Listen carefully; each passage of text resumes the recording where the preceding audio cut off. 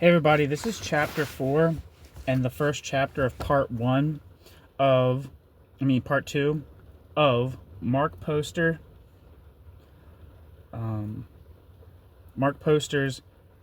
Existential Marxism in Postwar France from Sartre to Althusser.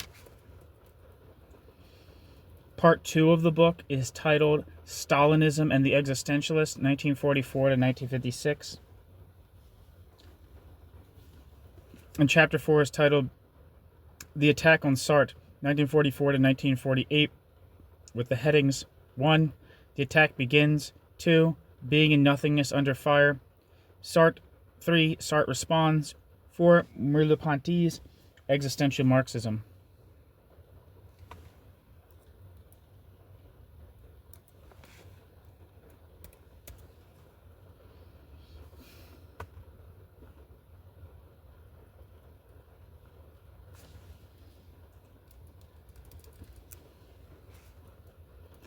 So here we go. Section 1. The attack begins. Contacts between Marxism and existentialism began when Sartre joined the resistance. In direct touch with Marxists as a member of the Comité National des Écrivains during the occupation, Sartre discussed his philosophy with them on many occasions. Shortly after the liberation, Sartre was asked by the Communist Party paper Action to respond to criticisms of his existentialism that began appearing in Action and other leftist journals. In his reply, Sartre tendered the first overtures to a reconciliation of his ideas with Marxism. He stressed 2 points. First, that both philosophies espoused freedom, claiming that man was, quote, master of his own destiny, end quote, and second, that both were philosophies of action in which thought was, quote, a project and a commitment, end quote. Existentialism was not a quietistic pessimism of anxiety and despair, as many misconstrued it, but a, quote, optimism, quote, a humanist philosophy of action, of effort, of combat, of solidarity, end quote. Sartre. Far from being a, quote, delight in the morose, end quote, existentialism presented man in a, quote, virile anxiety, end quote, that did not hide the grandeur, the infinitude, the Prometheanism of the human situation. In his brief defense, Sartre pointed to the revolutionary climate of the occupation as the cradle of existentialism in contravention to the widespread belief that it arose from the anomie of a petty bourgeois intellectual. In an abrupt departure from the resistant spirit of unity, communist intellectuals in late 1944 began viciously attacking Sartre. Everything and everyone associated with Sartre was open for criticism. Existentialism, the thème moderne, Simone de Beauvoir, Albert Camus, and to a lesser degree Maurice Merleau-Ponty, who had close communist friends, Courtauld, Hervé, and de Sainty. Henri Lefebvre began with a stirring rebuke of Sartre's article in the journal Action. To Lefebvre, Sartre's existentialism had nothing to do with Marxism, but was part of the, quote, war machine against communism, an effort to enchant and mystify the youth of France like old Socrates with its, quote, pathological narcissistic consciousness, end quote. Lefebvre. For a short time, however, the Communist Party remained strangely ambivalent towards Sartre.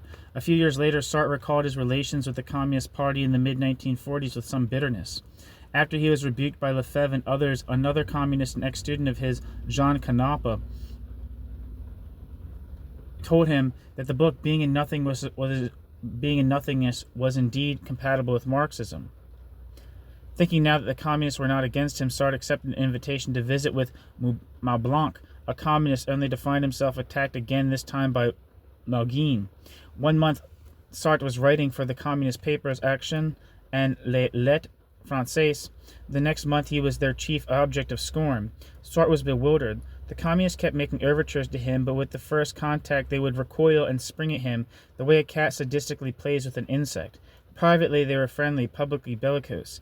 In the next few years the same scenario was repeated twice, once after Sartre had criticized both de Gaulle's RPF and the Communist Party during a radio broadcast.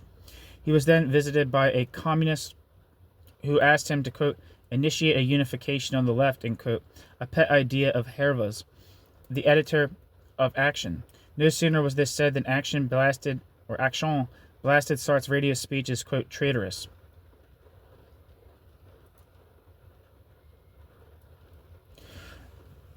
Though Sartre viewed the behavior of the communists as unmerciful and bizarre, they might well have been hoping that he joined the party. The counterpoint of initiative and attack, in fact, may have followed Sartre's refusal to become one of them. At any rate, Sartre's first posture as a Marxist outside the party was unsuccessful. After 1944, he moved away from the communists until 1950, when he tried once again, this time with more success, to maintain a position of both allegiance and independence. The attitude of the Communist Party had political motives. Sartre's thought was not simply at odds with Marxism, it was dangerous to the party. After the liberation, the communists were formulating their political strategy, and the loose unity of the left had to be tightened. All doubtful elements in the broad coalition would have to be eliminated. Also, existentialism was associated with religious belief in Jaspers and Marcel, and far worse, with fascism itself through Heidegger. Bedfellows of this reactionary stripe could not be welcomed in the communist camp. Furthermore, Sartre's broad following among the youth of France was disturbing to the communists. Youth seemed more enamored of existentialism than of the writings of Marx, Lenin, and Stalin. Finally, the communists had a more compelling reason to rebuke existentialism so strenuously. Many of the younger party intellectuals were attracted to Sartre's thought, especially to his concept of engagement. The existentialists had breathed life into the Marxist concept of the relation of theory and practice, highlighting the dramatic personal qualities of engagement in a manner that corresponded to the experience of those who participated in the resistance. Existentialism actually provoked a sharp split within the party, which made the public condemnation of Sartre particularly exigent. Hervé, Courtade, Jean Toussaint de Sainty, Dominique de Sainty, and many other young intellectuals who had joined the party during the resistance were open to Sartre's argument that existentialism and Marxism were compatible. These new communists had come from the same bourgeois background as Sartre and had never worked in a factory. They attended the same schools and rebelled against an education that included neither Marx nor Nietzsche nor Freud. During the resistance, their anti-fascist heroism fit in well with communist strategy. With the enemy now defeated, the joyous, if arduous, fraternity of war was suppressed by the party in favor of a rigid hierarchy and intellectual conformism, and with this the emerging association of existentialism and Marxism was abruptly cut short. The birth of existential Marxism was delayed by the exigencies of Stalinist politics. Section 2. Being in Nothingness Under Fire. The book Being in Nothingness Under Fire. For these tactical reasons, France's leading Marxists would join a united front against Sartre's existentialism from 1945 to 1950. There would be no intellectual dialogue between Marxism and existentialism on the communist side, and the unrelenting warfare against the latest form of bourgeois ideology. Communists wrote full studies of the book Being in Nothingness to show its anti-progressive idealist nature. Henri Lefebvre's book L'Existentialisme in 1946, Henri Mouguin's La Sainte Famille Existentialist in 1947, Jean Canapa, L'Existentialisme n'est pas un humanisme in 1947, and Lukacs, Existentialism ou Marxisme in 1948, a book that was imported in the French debate. While the existentialists of Sartre's circle were feverishly learning Marxism and hesitantly making syntheses of their thought with that of the communists, the latter were condemning existentialism outright. Subsection A. A double idealism. When Henri Mouguin died in 1946, his comrade Jean Canapa published up his manuscript on existentialism, some of which had appeared in journals, and published it in 1947. Mouguin traced the history of the 20th century French idealism through Bergson, Blondel, Hamelin, Brunswick, and Alain, showing that Sartre's existentialism was merely an effort to resolve its contradictions. With analytic rigor and in great detail, Mouguin unstitched Sartre's ontology in the book Being in Nothingness, shaking out a tawdry idealist garment. Unlike the other communist critics of Being in Nothingness, Mouguin's tone was sober and restrained. Although his picture of existentialism as bourgeois idealism matched with the others, he went to some pains to penetrate the text of Being in Nothingness to prove his assertions. In Mouguin's view, French idealism had reached an impasse. It could not account philosophically for the phenomena of time, history, and action, but shifted back and forth between an objective and a subjective metaphysics of mind. The, quote, maneuvers of existentialism overcame this difficulty only by haphazardly confusing the two positions. A phenomenologist, Sartre wished to do away with the dualism of reality and appearance by positing a monism of appearance. The object was fully there in its appearance, but it could be grasped only sequentially, never all at once. To Mouguin, this was where Sartre fell into another dualism. This time a dualism of the infinite fullness of the appearance and the finite perception of consciousness.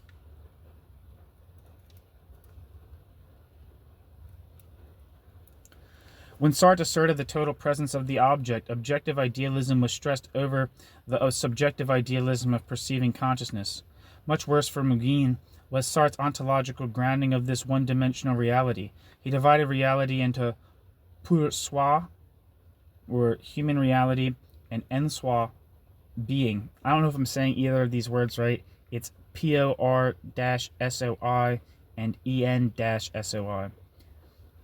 Defining pour soi from the point of view of subjective idealism as intentional consciousness, and en soi from that of objective idealism where essence preceded existence, where objects unlike men were given in their essence. Against other commentaries on the book Being and Nothingness, Muguin argued that Sartre did not, with his ontology, resolve the dualism of idealism and materialism because his ontology never grasped materialism at all. In the ontology of existentialism, the pour soi came first so that the definition of being never allowed an independent existence apart from man. Being, for example, as nature, only appeared to man in its essences. By itself, it had no real status. The situation for consciousness was one of anxiety and ennui.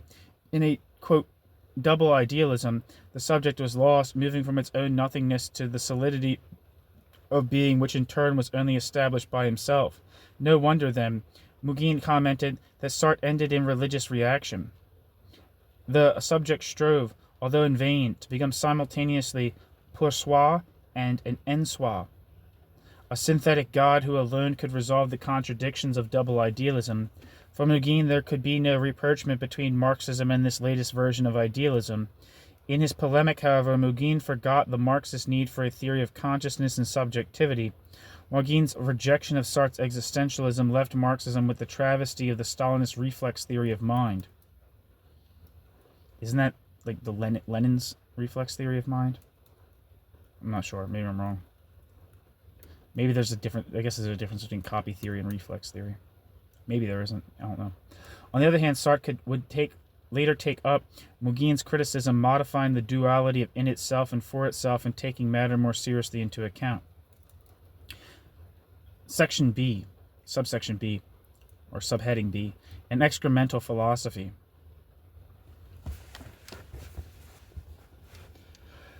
Lefebvre's critique of being and nothingness was the earliest and the most interesting.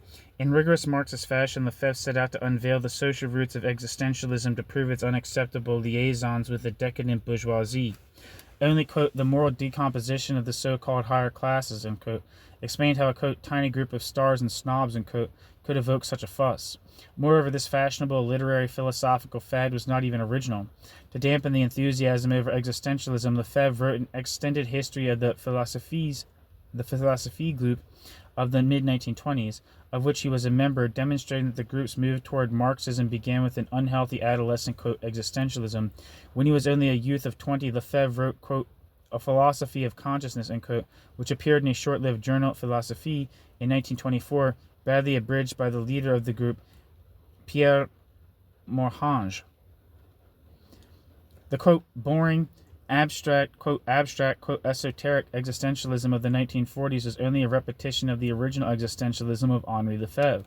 In one stroke, Lefebvre gave himself credit as the first existentialist, relegating Sartre to the position of a mere latecomer, and presented a self-criticism in which existentialism was exposed as juvenile. At that time, Lefebvre was studying under Leon Brunschvig and was bent with youthful passion on destroying the established philosophy of rationalist idealism. Lefebvre remembered his rebellion as an impotent but partly correct effort toward a concrete philosophy of the subject. He was deflected from coming around to the scientific way of thinking to dialectical materialism because of his, quote, neurotic situation as a bourgeois intellectual. His existentialism, like Sartre's, could be understood as a, quote, neurosis of interiority, a schizophrenia, end quote, caused by, quote, the bourgeois intellectual's world with its privatized consciousness, its abstract culture, its isolation, its disdain for the practical, its separation from life, its mediocre and vague social position, end quote.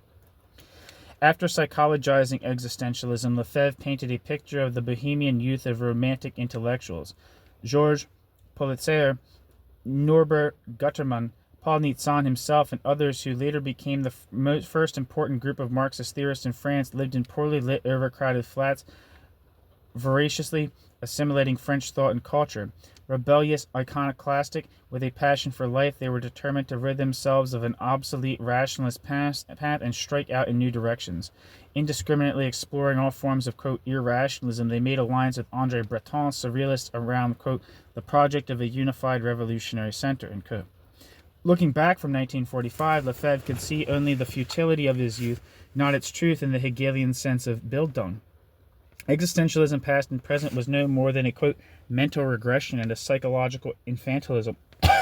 Only reason is virile, unquote.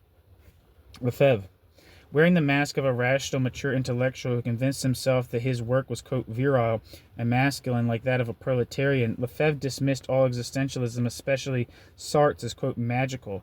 The individualist existentialist indulged in subjectivity, projecting himself onto the world in the manner of primitives. The basic concepts of existentialism were not rational ideas that demarcated regions of internal and external reality, but magical, evocative images. Quote, complex and higher relations with the world, implying objective knowledge and effective power, are eliminated to the profit of immediate relations, simplifying and transposed anthropomorphically into a pseudo-knowledge. This is magic. Magical thought regresses to the level of spontaneous magic, but for the, quote, modern thinker, who is no longer, quote, spontaneous in this sense, there is a morbidity, a neurotic element in it with infantile regression. Thus Sartre tells his tales. It is the magic and metaphysics of shit. End quote. Lefebvre.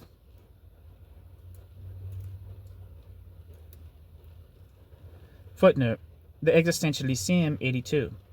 Garrity, for his part, was not less offensive. Quote, every class has the literature it deserves. The upper bourgeoisie in decay delights in the erotic obsessions of a Henry Miller or the intellectual fornications of Jean-Paul Sartre. End quote. Garrity, Literature of the Graveyard, translated by J. Bernstein. Garrity's Puritanism, blushing modesty at existentialist literature, was part of his effort to associate communism with morality. End footnote.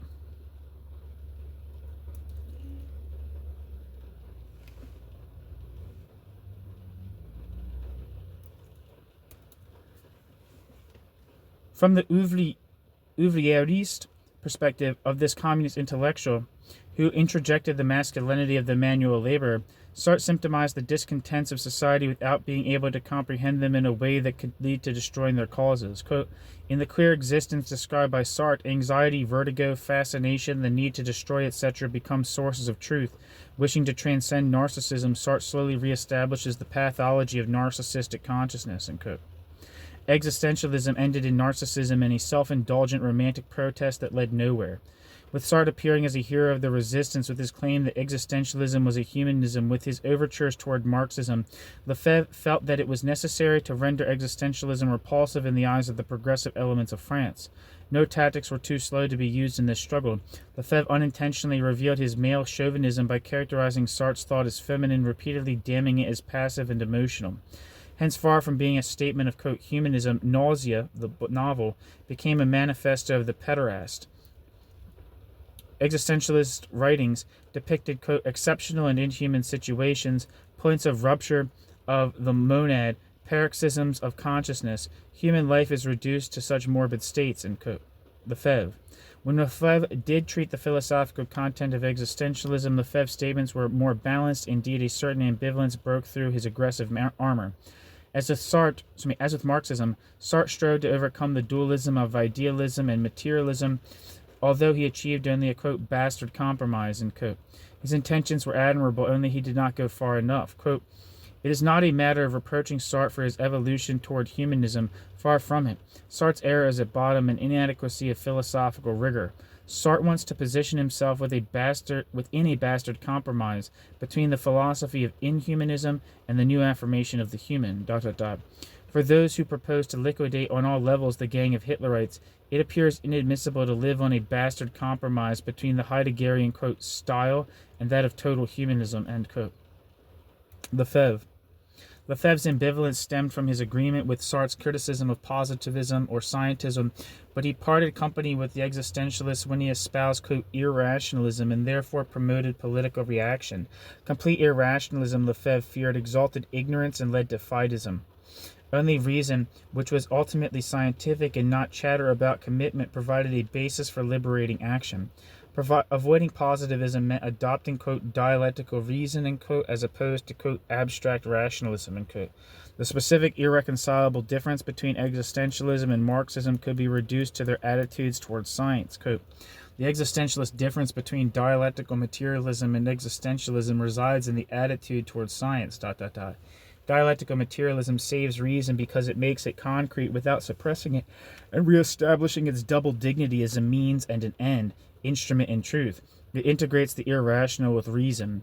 The irrational action and practice. The multiple contradictions of life and thought become the content, the ground of concrete reason, ... End quote. But surely this was precisely the intention of existentialism, an intellectual goal that originated with Hegel, the restoration of subjectivity and praxis to their proper places in an intellectual ambiance that excluded them in favor of scientific objectivism. Lefebvre was in a quandary because he was one of the few Marxists who could articulate a concept of reason that was not merely another positivism. Although the scientist who directed the communist journal La Pensée celebrated the predictive scientific quality of Marxism, Lefebvre had to refute an existentialism that could help define the limitations of positivism. The true point of divergence between the two doctrines was only touched on by Lefebvre. Marxism viewed man primarily but not exclusively as collectively related to nature, hence the emphasis on the economy. Existentialism in the first instance probed man's relation to himself, his subjectivity. These positions were philosophically complementary, but this fact would become clear only when each doctrine moved toward a focus on man's relations with others. Each doctrine had great potentials of illuminating different sides of human interactions.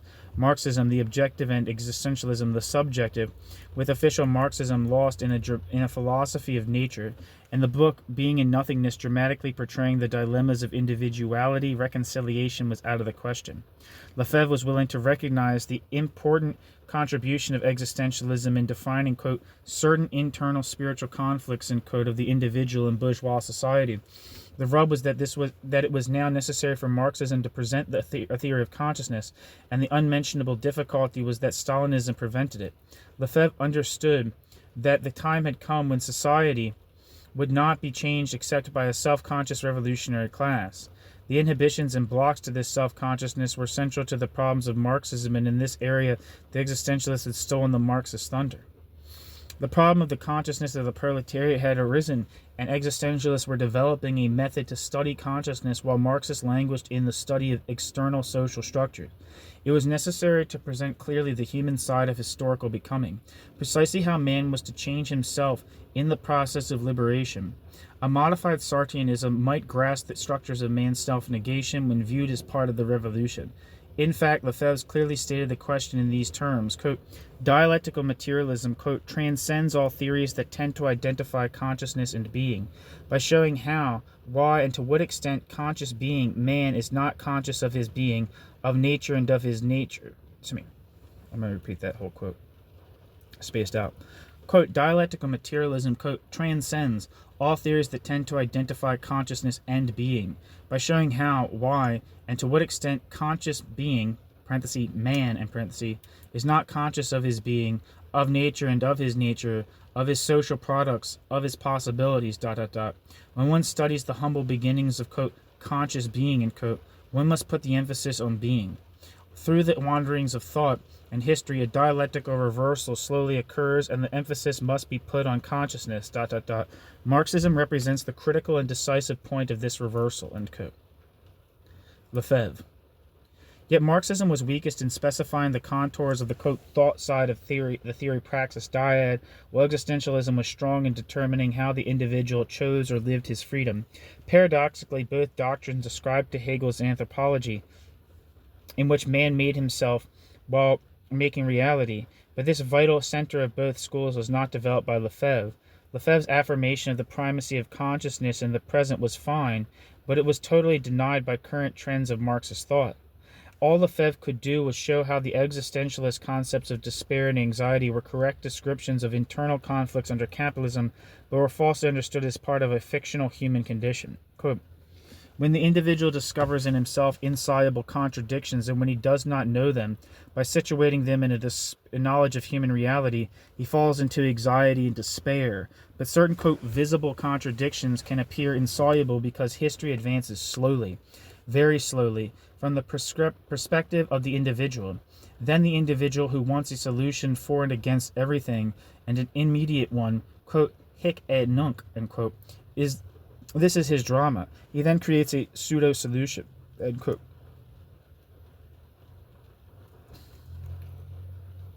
Lefebvre. Failing to take history into account, Sartre invented the, quote, pseudo-solution of the total freedom of the individual.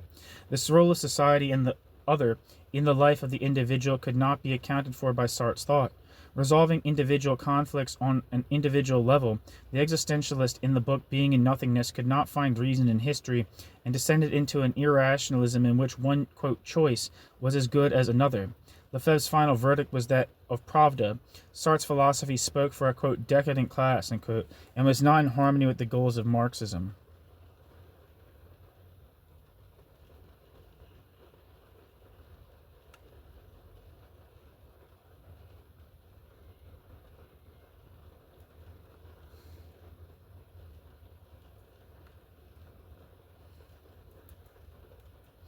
New section, a philosophy of fetishes.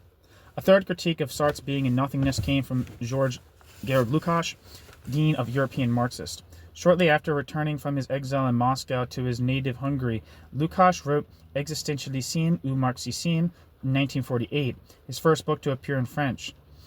The book was written for the Hungarian Communist Party as proof of his orthodoxy. Sartre's writings had become important and dangerous enough to the communists for them to have their foremost theorist write against them, and that Lukács did.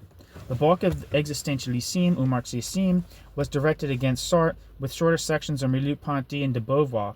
In a final chapter, Lukács moved on to some of the theoretical problems of Leninism. With the important voice of Lukács bellowing out against existentialism, many young Communist Party intellectuals like J.T. Desanti, who had strong interest in the new philosophy, were persuaded to follow obediently the Stalinist line and put aside their copies of Husserl, Sartre, and Merleau-Ponty. In this book, Lukács placed existentialism in the history of bourgeois thought and society. Faced with the crisis of bourgeois society in its imperialist stage, non-Marxist philosophers groped to represent this crisis as a critique of bourgeois culture.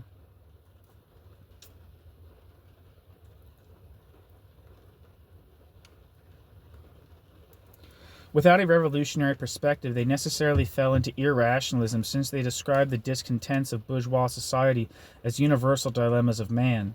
For Lukács, existentialism typified, quote, bourgeois intelligence, end quote, in existentialism's attempt to define the freedom of the individual in a purely formal and empty way, a trait that he claimed went back to Descartes and Kant. Hence the existentialist search for a, quote, third way, beyond a rationalist idealism which no longer made sense, and a revolutionary materialism which was inimical to bourgeois philosophy. In fact, Lukács complained there was no, quote, third way. Either there is the primacy of existence, materialism, or the primacy of consciousness, idealism. Because idealism could be maintained only in, quote, untroubled times, end quote, intellectuals were led beyond it without being able to resolve its difficulties. Existentialism ou Marxism, one of Lukács' worst books, was a document of the Cold War.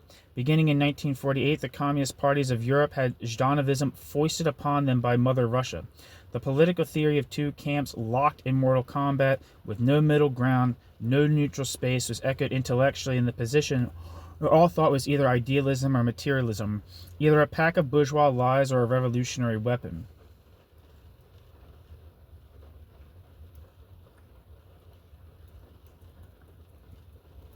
Crudely opportunist, reducing thought to politics, Zhdanovism limited philosophy to pigeonholing ideas in either one or the other category. Regardless of Lukács' sympathy for any of Sartre's ideas, existentialism would have to be condemned to the, quote, ash can of history. It's interesting because, just as I'm thinking here, is I know that, I can't remember what the actual book or call is. It might be called Sartre Search for Freedom or something like that. But one of the main people who was probably like one of the inheritors of Lukács, or like I guess supposedly, or I don't know, his like best moments would be István Mészáros. And István Mészáros wrote a book called Sartre's Search for Freedom or something like that. So he's like so maybe, I don't know if I'm actually saying this right, so I'm just talking out my ass here, but like a Lukácsian like appreciation of Sartre later. But I'm not sure like the precise relationship between Mészáros and Lukács, but it's interesting to think about.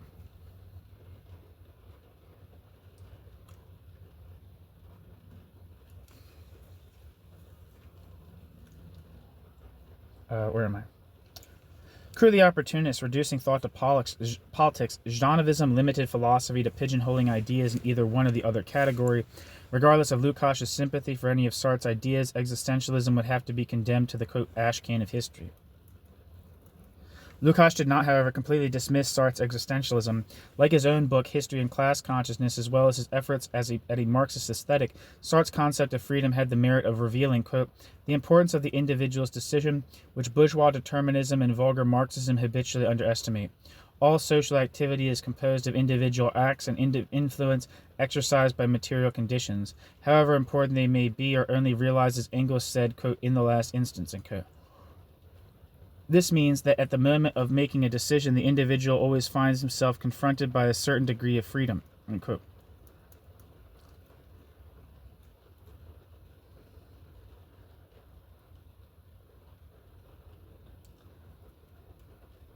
Lukács, Existentialism or Marxism.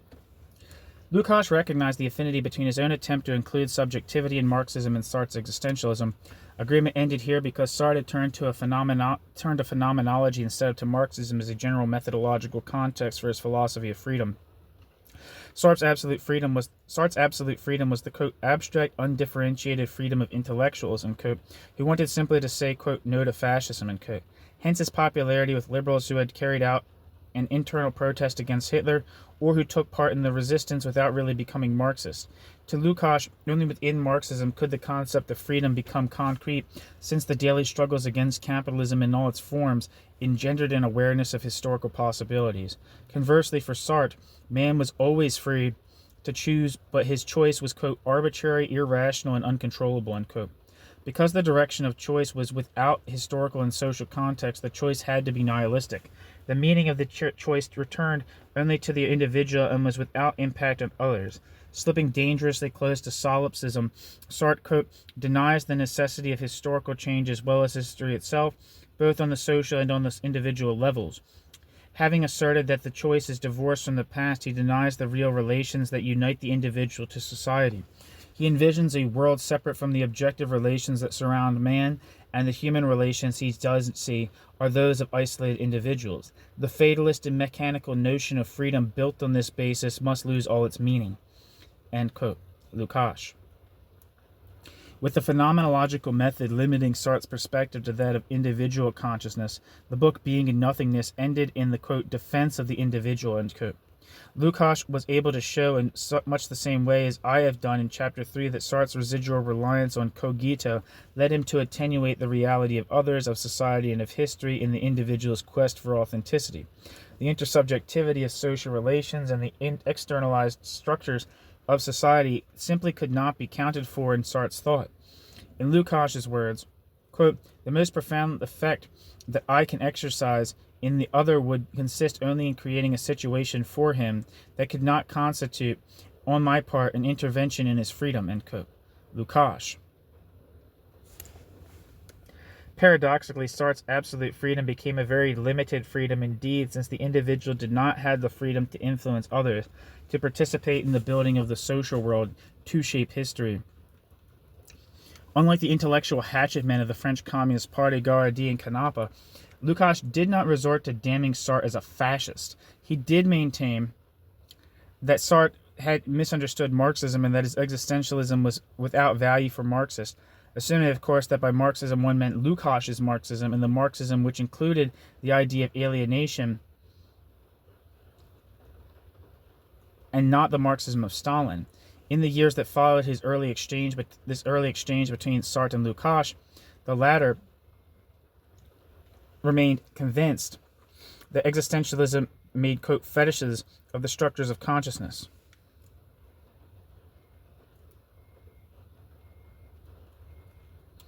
Sartre, on the contrary, was to incorporate many of the criticisms made by Lukacs, so that by 1960 one could speak of his thought as a, quote, existential Marxism, end quote. In 1948, however, Sartre responded to Lukacs' book with furious polemical hostility. Sartre did not yet see the weaknesses of his position in the book being in nothingness.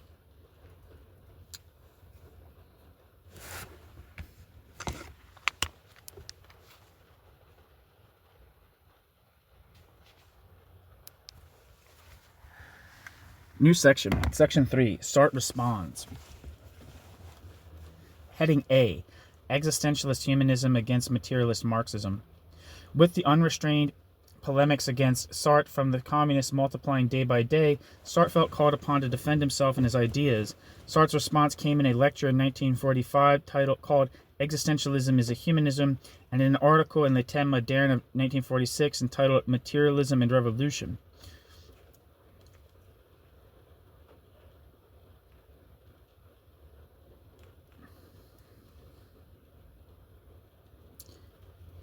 In these reposts, Sartre advertised his own existentialism as a true humanism, the only suitable philosophy for liberating politics, over against the Marxism of the Communist Party, which was a dehumanizing materialism.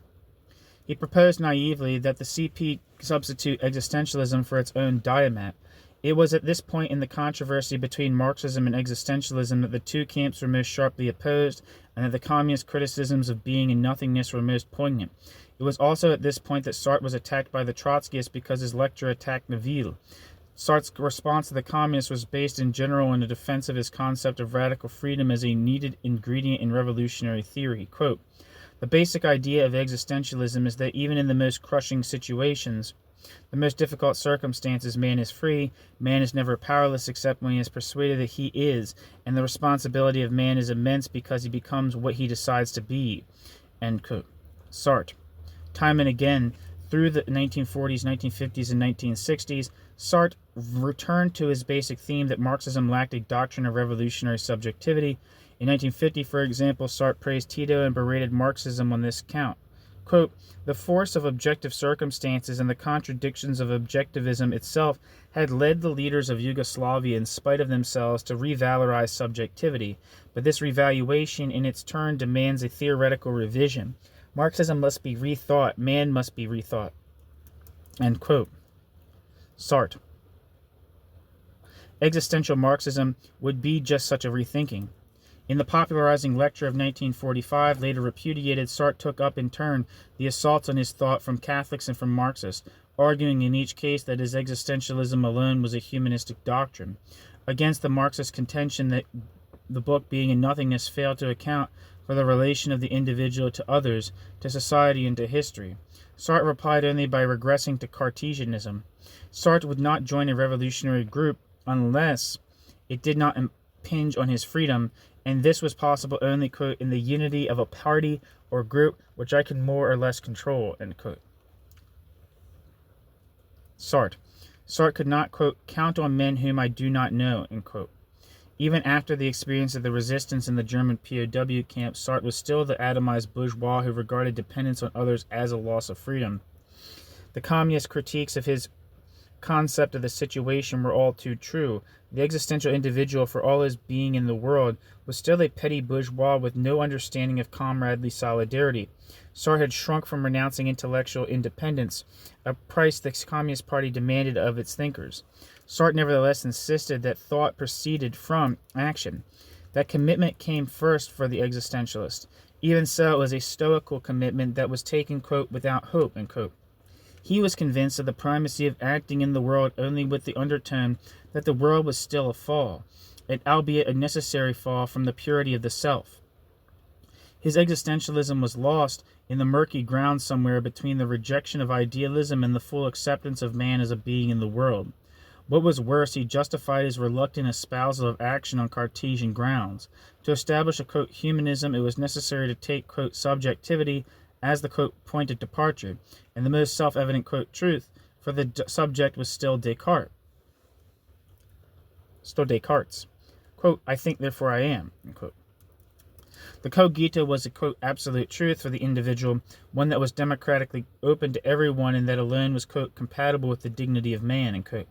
Any other position in Sartre meant the materialism of the Communist Party implied a, quote, determinism that reduced man to a, quote, object.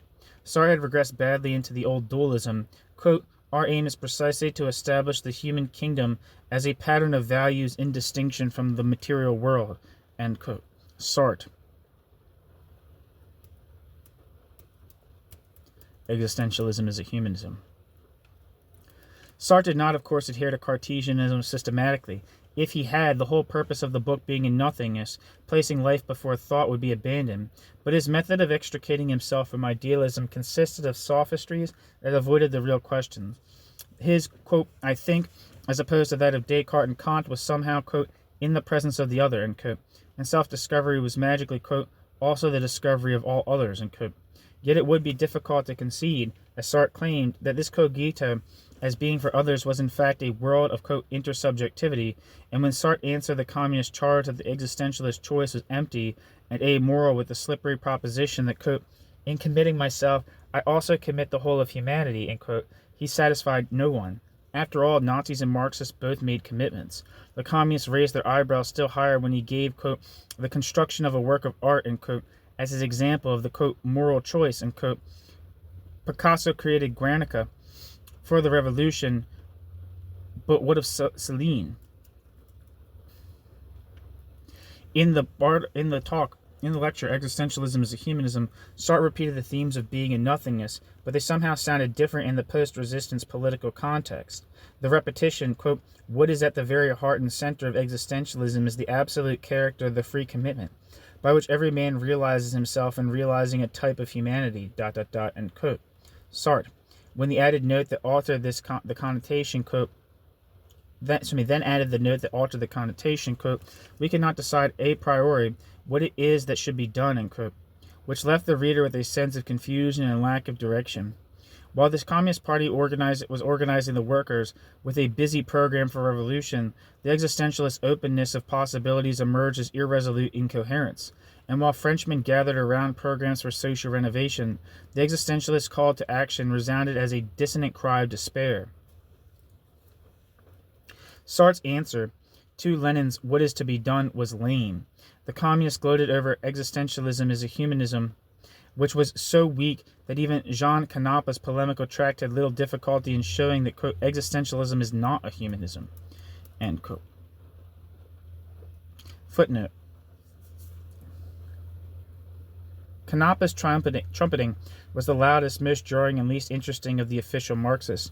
Merely repeating the arguments of Mougin and Lefebvre, he had the most damaging stories to tell of the degeneracy of existentialists. His little book on the, quote, cafe revolutionaries, end quote, was so ferocious in tone that one wonders what in the world was going on among the Communist Party leadership to encourage Canepa. End footnote. In 1946, with the article Materialism and Revolution, Sartre switched from a posture of defense to one of attack, showing first the philosophical errors of Stalinism and second the postulates of a philosophy that would be truly revolutionary like his own existentialism.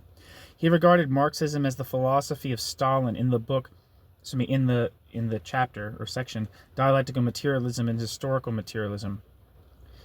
As a philosophy, materialism stripped man of his subjectivity, presented the natural and human world as a single world of objects, argued the causal and metaphysical priority of matter over mind, and depicted a determinist view of man in history.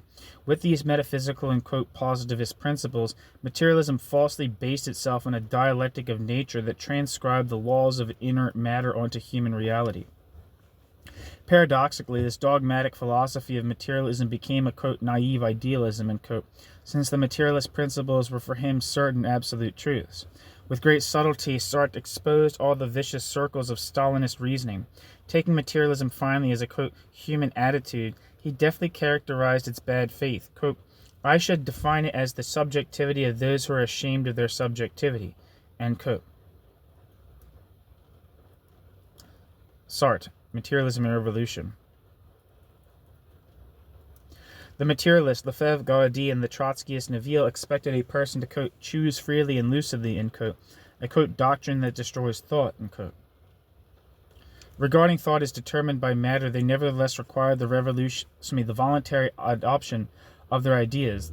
This materialism was, quote, a monster, an elusive proteus, a large, vague, contradictory semblance, end quote. Though Sartre's barbs were on target, he defended himself on the basis of a principle the communists would not accept, the independence of thought. Materialism, a barbarous doctrine, still attracted Sartre, for it was, after all, the doctrine of what he thought was the only liberating force in France.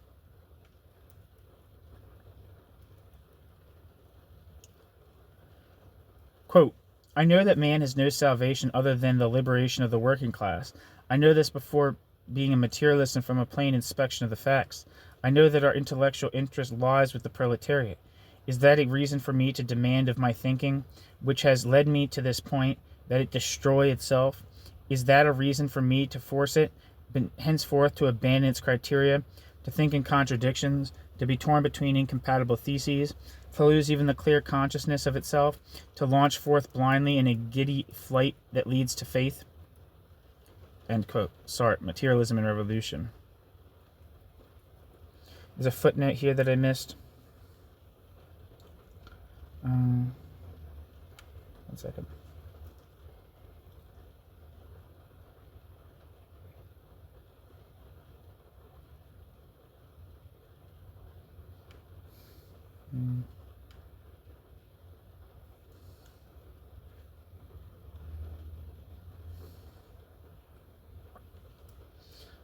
Sorry, I'm looking at this myself. I'm seeing if it's like actually worth reading. It's a long footnote, but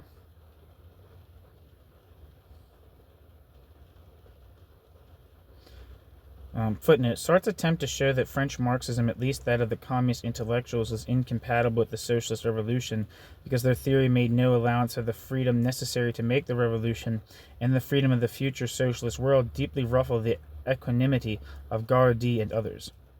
End footnote.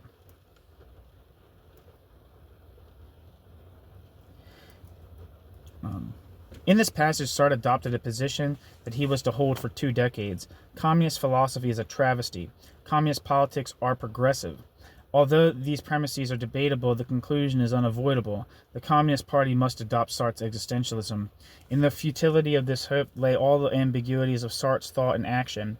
The variations on the theme of Sartre's attraction-repulsion towards the Communist Party of France constitute the leitmotif running through his thought. The second part of the article, Materialism and Revolution, called upon Marxists to accept the primacy of subjectivity. Quote, we shall call revolutionary the party or the person in the party who acts intentionally to prepare such a revolution, end quote. Sartre, men are free in their situation, and quote, anyone can become a revolutionary, end quote, even a capitalist like Engels.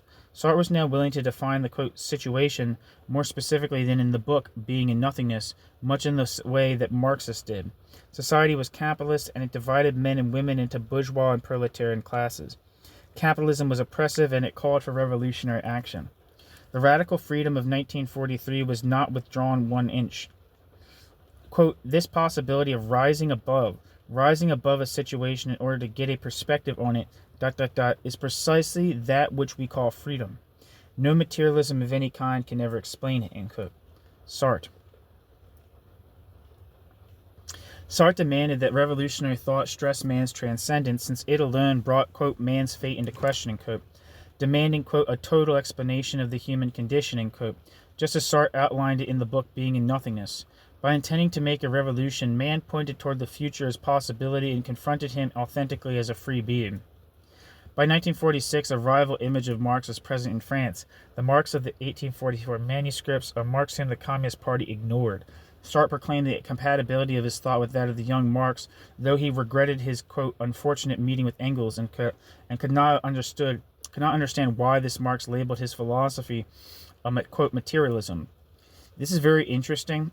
I've never heard of this before, but if you read the work of Z.A. Jordan, for instance, that I have on here, and also I think this might be something that's Norman Levine, I think is his name. I can't remember his name. who wrote the book Marx contra Engels. I think both of them, but definitely Z.A. Jordan argues that Marx was not a materialist but a naturalist. And what a naturalist basically is someone who doesn't accept, who more or less doesn't accept the dual reality between some kind of natural world of like space and time and like a supernatural world that's beyond space and time, right? So basically, and that's a way more limited political position than some kind of reduction of all that exists to matter, which is what materialism would entail. Naturalism is like Marx is an atheist. Is basically what that means. That doesn't mean that ideas have no kind of like no substantial weight in history. It's a way more open-ended metaphysics than a materialist metaphysics. That's at least my understanding.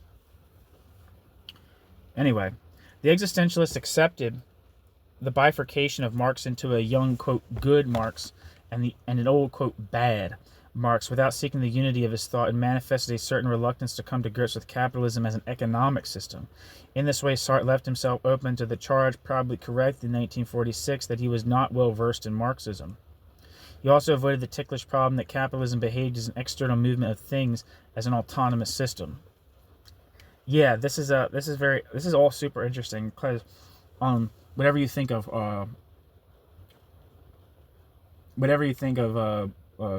Althusser, I think one of the things that was important was that Althusser was part of a wave amongst other people, and not that necessarily everyone was responding to Althusser, but Althusser was kind of like, at least in France especially, was part of a wave of people of Marxists who were reintroducing themselves in a certain sense to the critique of political economy, to Marx's Capital.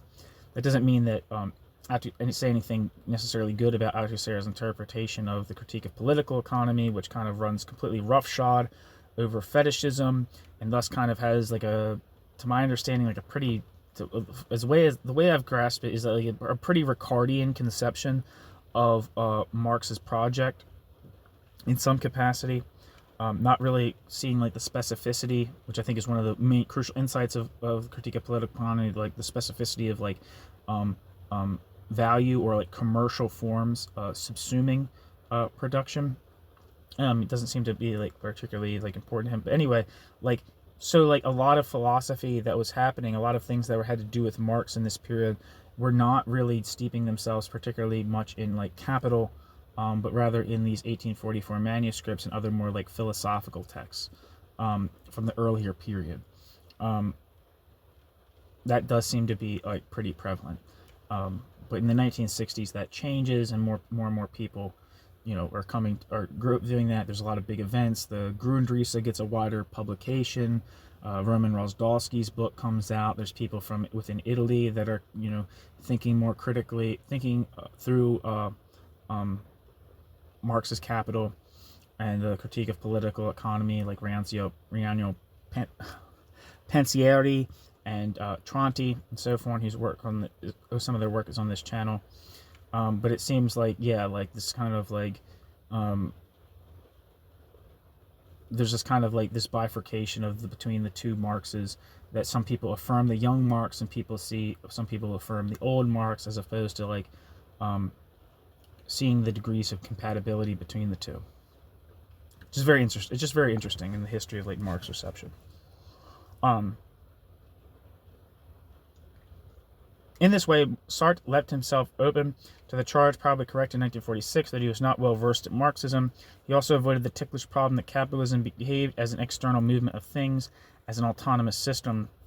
Sartre wanted the communists to accept his philosophy of consciousness because it alone did not distort the basic, quote, contingency of existence. The materialists, on the other hand, fell into a determinist concept of society that mirrored American Taylorism and behaviorism, which was in essence a conservative legitimation of the given social order. At bottom, the materialists were in bad faith, like Roger Garaudy, when he staunchly proclaimed, quote, "I am a communist without anxiety," end quote. And Sartre replied, quote, Our Gauradis are afraid. What they seek in communism is not liberation, but a reinforcement of discipline. There is nothing they fear so much as freedom. If they have renounced the a priori values of the class from which they come, it is in order to find a priori elements in scientific knowledge and paths already marked out in history. There are no risks and no anxiety. Everything is sure and certain. The results are guaranteed. End quote. Sartre. Sartre posed embarrassing but crucial questions to the materialists. Quote, what kind of men are they forming? End quote. The philosophy of the Communist Party, with its hierarchical organization, did not foster the self-determination of each worker revolutionary consciousness, but choked the workers' freedom in a mythical doctrine and a bureaucratic apparatus. Urging his philosophy of the human subject on Marxists who refused to listen, Sartre faced a grim situation. The ridicule he endured during the 1940s and 1950s because of his attempt to revitalize Marxism should not lead us to overlook his wisdom. Indeed, by the 1960s, the most official of official Marxists were taking up Sartre's advice from 1946. In a review of Lucien Sev's book of 1969, Marxisme et théorie de la personnalité, the Marxist Maurice Kojeve noted the truth of Sartre's Cavine, I don't know how to say it, Caveing, noted the truth of Sartre's criticism, quote, on the most general level, the lacunae that Sartre found in Marxism, the lack of a theory of the person, remains a fact of fundamental importance, even if it is necessary to reject the subjectivist terms in which Sartre formulates the question. One must recognize that it is pertinent. End quote. Maurice Caving, or Cavine, I don't know. Anyway, the article Materialism and Revolution, written in a milieu of the Cold War, could easily be taken as support for the capitalist enemy. After 1948, Sartre would not again raise such a strident voice against the Communist Party for fear of aiding the other camp. Faced with the exigencies of the political situation, he would curb his own thought. Yet in 1946, he accused the materialists of just this contradiction. They gave up, quote, truth for politics, something Sartre would not countenance. Sartre was to learn the hard way that there was no easy assumption of the harmony of truth and revolution when thought was immersed in the world, when it was in a, quote, situation, when a dialectic of reason and history prevailed. In his 1946 article, the most penetrating criticism the Communist Party received in these years, Sartre presented many arguments that the materialists could not answer, but he had in no sense provided them with an alternative. His own existentialism went only part of the distance toward integrating a concept of, quote, free consciousness with a concept of social interactions, and even more, a dialectic of consciousness with a concept of nature. What the article Materialism and Revolution did achieve, however, was the recognition that the book, Being in Nothingness, was in many respects inadequate, and his direction for the future was mapped out. In the following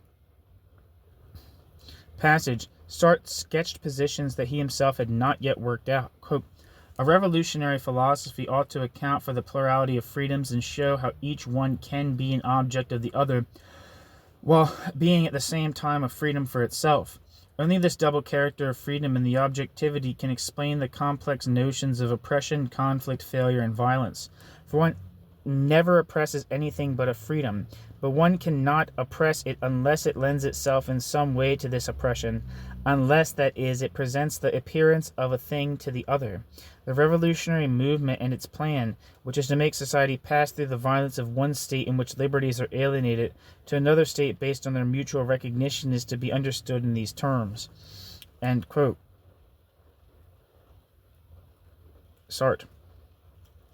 Here was the germ of a critical theory that Sartre did not elaborate until 1960 in Critique de la Raison, Dialectique, Critique of Dialectical Reason, the double perspectives of freedom and objectivity, and second, the complicity of the subject in his own alienation, became primary concepts in the later work. New heading. B. Literature and Marxism. Until World War II, Sartre identified himself primarily as a writer. The value of literature was absolute, and in itself a calling that raised one above time, a way of perceiving human affairs that was outside history. Now history had intruded itself upon the writer. Sartre had fought, been captured, and interned. He had joined the resistance. With the war over, the question of resuming an old life or beginning a new one had to be faced. He opted for change. His first step was to originate with his friends a journal, the Thème Moderne, that would speak to the new situation of the writer, who could no longer write in eternity, who had decided on action, who was, quote, engaged.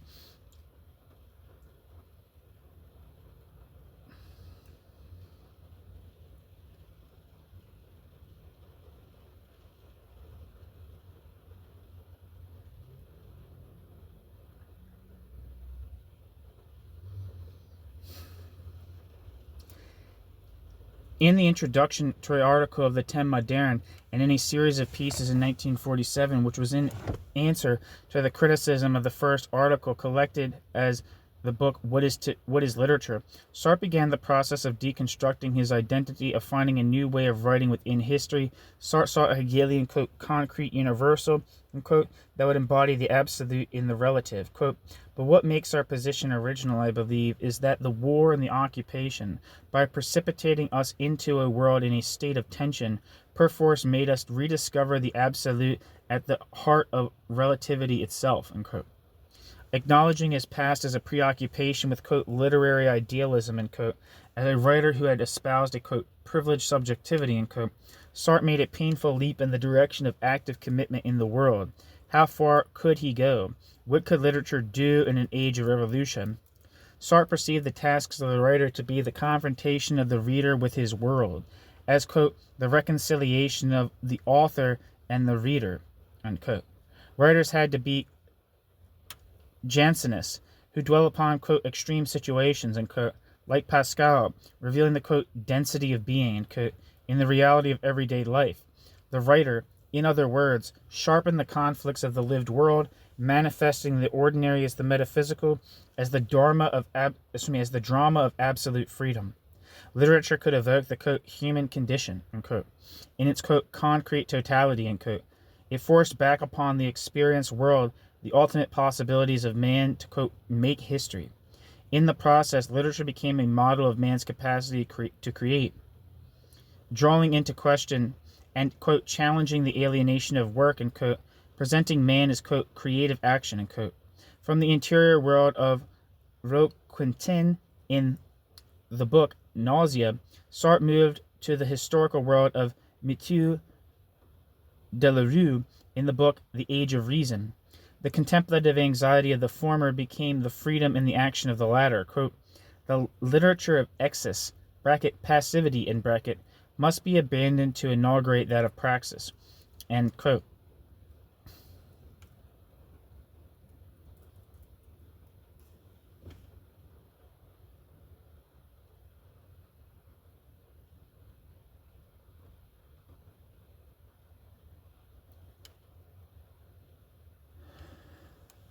The question of an audience, a constituency for this literature of praxis, remained, and Sartre's answer to it only underscored the ambiguities of this situation in post-war France. The proletariat would not read novels, a bourgeois literary form, and the anxiety of the existentialist writer was, Sartre admitted, completely bourgeois. He weakly suggested that his audience was the petty bourgeoisie, the group which he came from, whose situation he knew and could capture. This European bourgeoisie was in crisis, its power lost to, quote, non-European and, quote, non-bourgeois giants, the U.S. and the USSR. Sartre's discomfort stemmed from the limitation of his audience to the petty bourgeoisie, while he adopted the Marxist position and granted, quote, without hesitation, that the fate of literature is bound up with that of the working class, end quote. Sartre. The, quote, situation of the writer in 1947, end quote, was not bright. Out of a vague, inchoate melange of, quote, bourgeois intellectuals, teachers, and non-communist workers, end quote, the revolutionary despised classes, Sartre would, using the new media, forge a weapon of change. At the same time, the stranglehold of the Communist Party over the workers had to be challenged without aiding the capitalists. For the writer, the situation was this, quote, we must at the same time teach one group, the bourgeoisie, that the reign of ends cannot be realized without revolution, and the other group, the Communist Party, that revolution is conceivable only if it prepares the reign of ends. It is this perpetual tension, if we can keep it up, which will realize the unity of our public. In short, we must militate in our writings in favor of the freedom of the persons and the socialist revolution. It has often been claimed that they are not reconcilable. It is our job to show tirelessly that they imply each other." End quote. Sartre. At this time, Sartre was the most popular writer in France, probably in all of Europe, who nevertheless had no audience. The most talked of, celebrated, and emulated Lumiere, acclaimed throughout the bourgeois press, wanted his readers not to talk to him over cocktails, not to study the nuances of his imagery and irony, but to act to change the world. If Sartre took upon himself the heavy task of mediating between two groups, neither of which satisfied him in their present form, he had by no means arrived at an adequate synthesis of the opposites. Sartre was still, after all, a writer who thought literature was, quote, an absolute end, end quote. Sartre advocated, quote, the freedom of the person, end quote, along with a poorly defined, quote, socialist revolution, end quote. Did the socialist revolution mean Stalinism? There had never been a socialist revolution in a bourgeois society. Why should one occur now in France? Because Sartre would create a, quote, unity of his public? Was literature to become an organizing force by itself? If Sartre could not magically invoke a unified public on his own, who would help him? What organizations would work with him? None had come forward. Sartre, the isolated bourgeois litterateur, was assuming for himself the role of revolutionary leader, and more significantly assuming for literature, for the individualist, atomized activity of reading, the mantle of social change. And yet there was something to it, something that echoed a century of hesitant alliances between Romanticism and socialism, something that foreshadowed the unstable synthesis in 1968 of a cultural revolution and a new left socialism, a consciousness and a new social structure, the end of alienation, the destruction of the realm of means for a kingdom of ends, had to be an integral part of the dismantling of private property. There were many precursors going back to Rousseau, to Shelley's Poet as Legislator, to Goethe's Utopia of Free Workers at the end of Faust, and to the Surrealists. One might even say that no revolution in the West would be possible until Romanticism and Socialism were unified in theory and in practice. Sartre's effort to combine art and politics in what is literature paralleled to some extent the Surrealist project of a previous generation. In the 1920s, assorted painters, poets, novelists, and intellectuals gathered around André Breton, discovering the revolutionary culture of, quote, automatic writing, a dreamlike imagination that spontaneously generated art. Fervently hostile to the bourgeoisie, the Surrealists offered a new revolutionary culture of, quote, automatic writing, end quote, a dreamlike imagination that spontaneously generated art. Fervently hostile to the bourgeoisie. The Surrealists offered a new revolutionary culture that would harass the bourgeois psyche, with its cadavers and its boisterous épiteux, les bourgeois, with its strident irreverence and adolescent jokes. In the series of manifestos of Surrealism, Breton offered a revolutionary sensibility to the communists and was dismayed when he applied for membership in the Communist Party only to be questioned about steel production in Italy. Interestingly enough, many of those associated with the Surrealist group, Aragon, Neville, Éluard, Friedemann, later became leading Marxist intellectuals, even communists or Trotskyists, who had nothing but scorn for the, quote, follies of their youth. Breton was also for a time aligned with Trotsky, becoming more of an anarchist later. I think Breton, I'm not sure, but Breton might have been also, I'm not sure about his biography. I'm very interested in Breton as a person.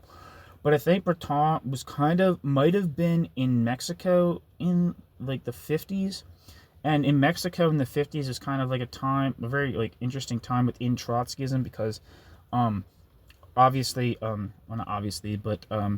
Muniz came back to Mexico at this time, and so did I believe that Victor Serge was living in Mexico in this time, and I think all these people, I'm not actually sure about Serge, but I know about Muniz. I was a close friend and developed a closer relationship with Natalia Sadova Trotsky, Trotsky's widow, and both of them broke with the Trotskyist Fourth International because of their continued adherence to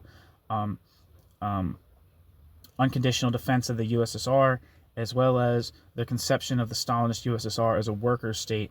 I'm not sure about if Breton, I feel like Breton, maybe I'm making shit up, Breton was in this world, in this like Mexican post-World War II world, in which like a real critical engagement with like the limitations of Trotskyism within Trotskyism,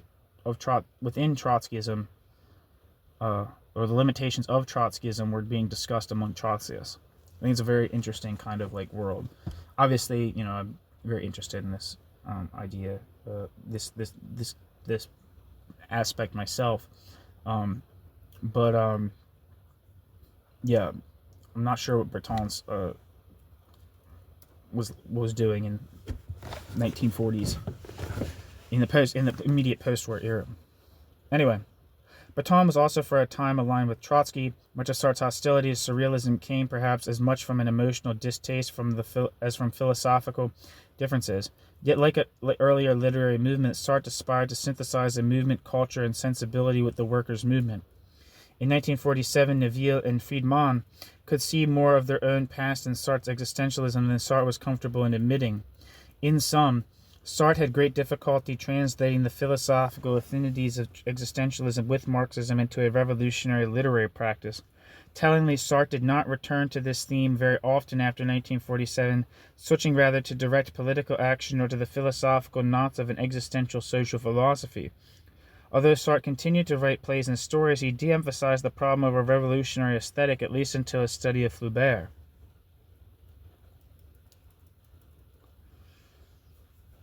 New section. Rassemblement Démocratique Révolutionnaire, or RDR. Brusquely rejected by the Communist Party, Sartre was without political direction just when he had decided on the necessity of political action. Le Thème Moderne, which published anti-imperialist and anti-capitalist articles in the post-war years, was not enough. During the war, he wet his political feet in the abortive Socialisme et Liberté with Merleau-Ponty and de Beauvoir. Their lack of experience in the communist non-cooperation ended the organization after it had barely begun. From 1943 until the liberation, Sartre participated in the Comité National des Écrivains, a resistance group led by communists. Now in 1948, Sartre entered the world of politics once again by joining as a founding member of the Rassemblement Démocratique Révolutionnaire. The RDR, immediately spurned by the Communist Party as an agent of Wall Street, was led by writers and activists of the non-communist left. Its most prominent figure, David Rousset, was a Jewish ex-Trotskyist who had been in Nazi camps. In the heat of the Cold War, when the communists had been ousted from the French government, the RDR, with its organ, La Gauche, sought to activate both the non-committed middle-class left and as many workers as possible around a program of democracy. Anti-Stalinism and peace. The goal of the RDR was to debureaucratize the Communist Party, regenerate its revolutionary will, and to shift French politics in general away from both camps, the USSR and the US, toward a, quote, third way. Neutralism would save France and all of Europe from a secondary role in world politics as a satellite of either major power. It would also stimulate revolutionary change within France toward a genuine non-Stalinist socialism. Sartre had at last discovered a political vehicle that he thought could resolve his contradictory positions. Existentialism and Marxism, the writer and the activist, philosophical idealism and political materialism, isolated petty bourgeois and philosopher of engagement. Merleau-Ponty also joined, but with less sanguine expectations than Sartre. In the end, Merleau-Ponty's lack of enthusiasm was vindicated as the RDR moved more and more toward a purely anti-communist position inimical to both existentialists, finally collapsing without achieving any of its goals in June 1949.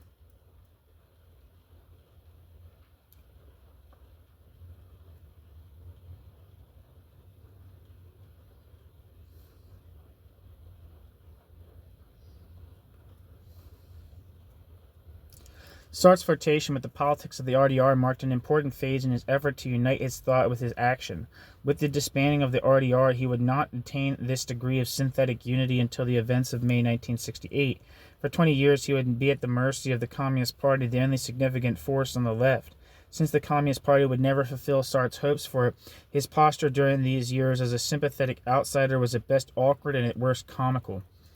He was in desperate need of a non-communist left that could in some sense pass as an existential subject of history, as an agent of change towards socialism that did not refute his radical concept of freedom.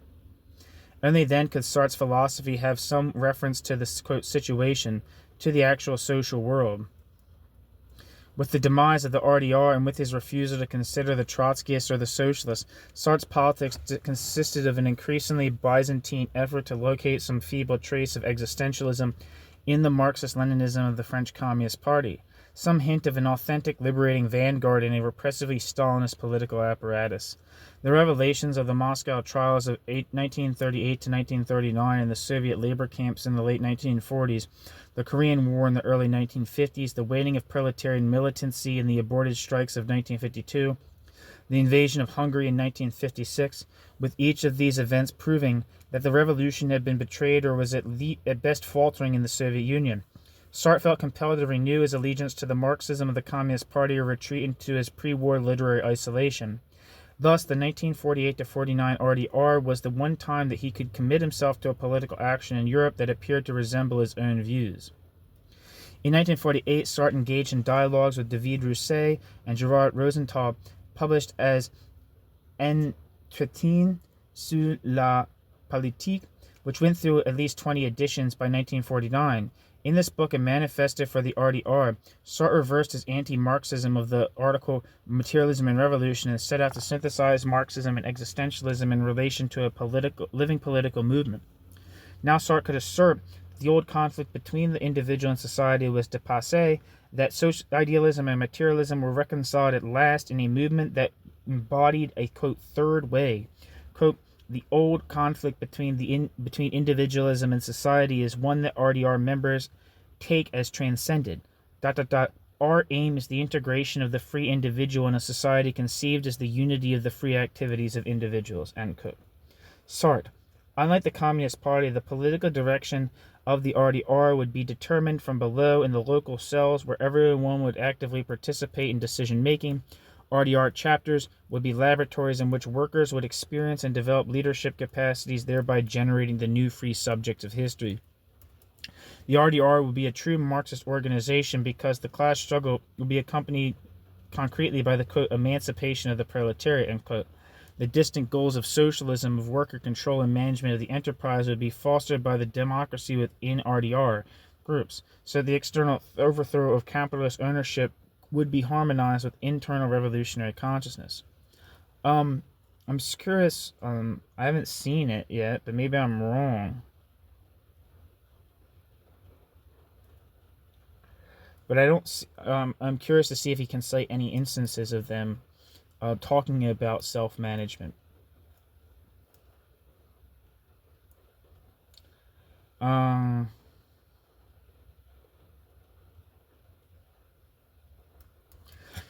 At last, a humanist Marxism was being joined with an organization of existential subjects. Sartre appropriated the new Marxism with its concept of alienation as the central focus of the RDR's critique of capitalism. The aim of the RDR was, quote, liberation from alienation, or true communism. Quote, man, as Marx said, is in a state of alienation. That is, he does not possess his own destiny, his own life, his own work. The ideas he has are not formed directly by him, ... We desire concurrently to deliver him on the ideological level of his mystifications, that prejudice, the democratic exercise of his freedom, and on the social level of all forms of exploitation that make him an alienated man, end quote. Sartre, or the RDR manifesto, I don't know.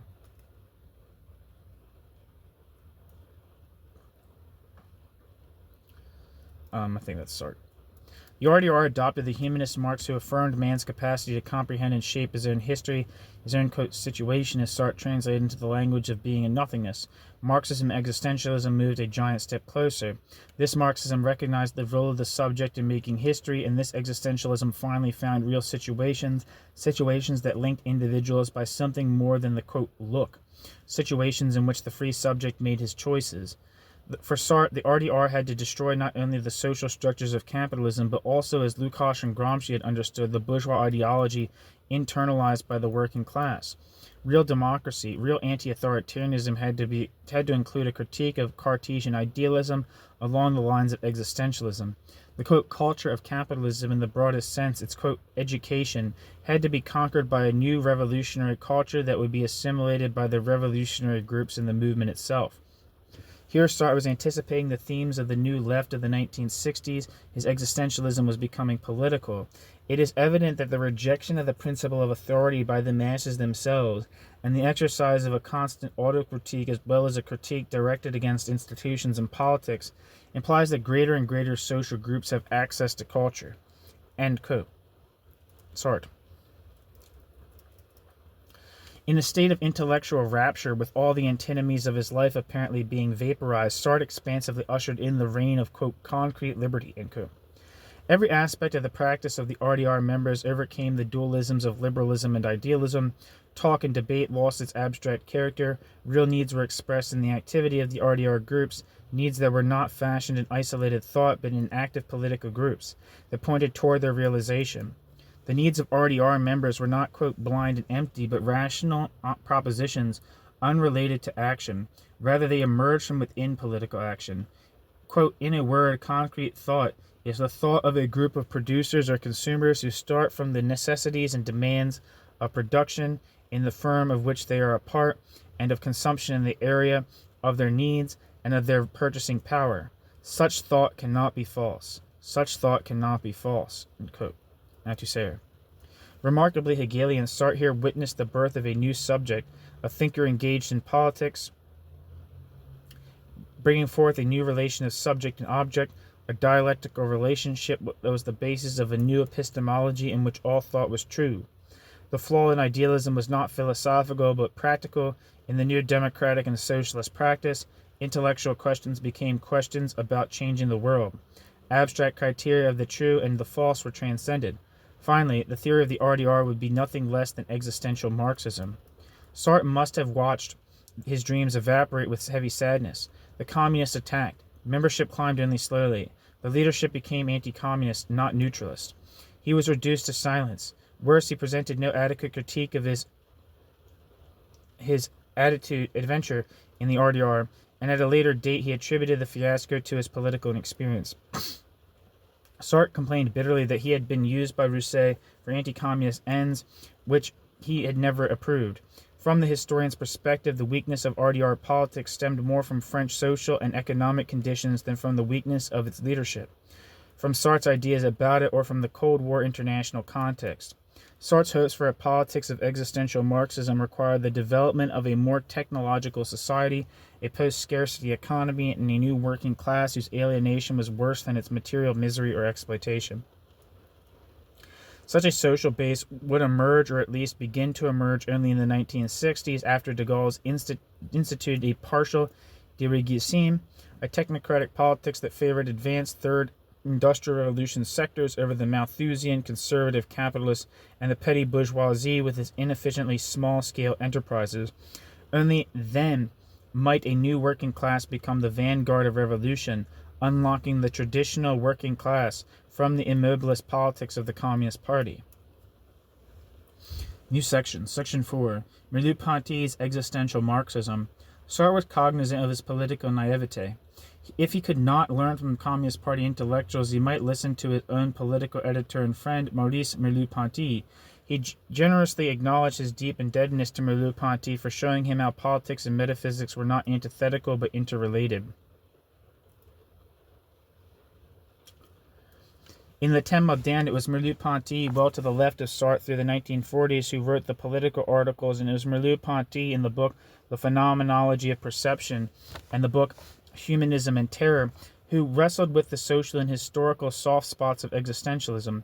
In pursuing the debate between the existentialists and the Marxists, he must follow the thinking of Merleau-Ponty through the 1940s. We must follow the thinking of Merleau-Ponty through the 1940s, and then watch Sartre painfully redirect his thought during the early 1950s. The movement of the existentialists toward Marxism is best illuminated from within the dialogue between Sartre and Merleau-Ponty. Enigmatic and withdrawn, Merleau-Ponty was not personally close to Sartre, even though their wartime associations and their long years together at Le Temps Moderne. Nevertheless, the biographies of the two men were remarkably parallel. Both were petty bourgeois, both attended the École Normale, both joined Socialisme et Liberté, both were existentialists, both heard Kojeve's lectures on Hegel, both stood on the left. Within these mutual commitments, however, they moved in opposite directions. From the Liberation until 1950, Merleau-Ponty was close to the communists while Sartre was not. In 1950, their positions intersected and diverged, with Merleau-Ponty moving away from Marxism and Sartre closer to it.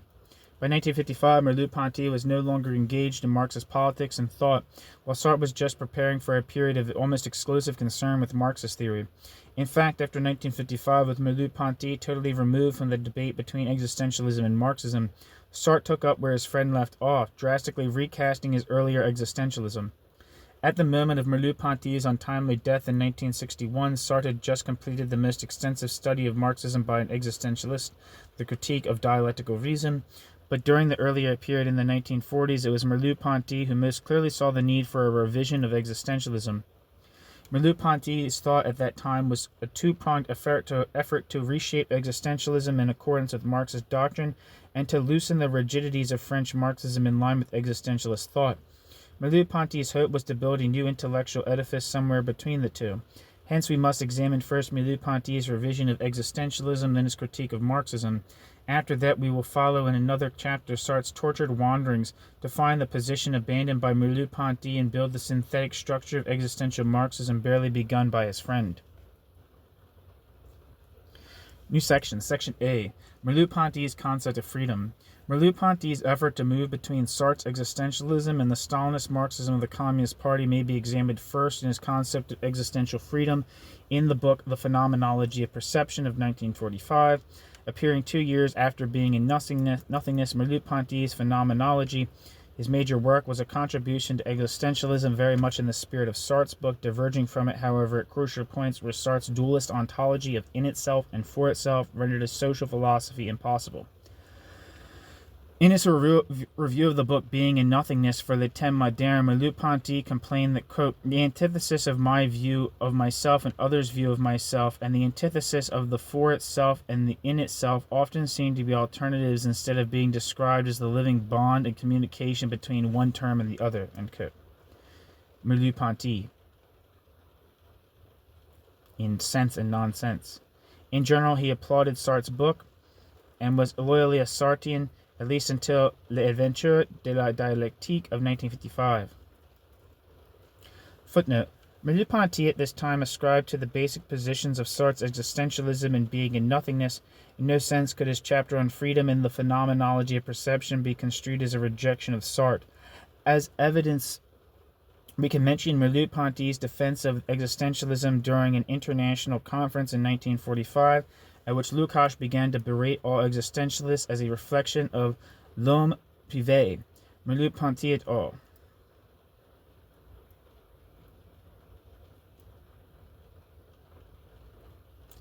And footnote.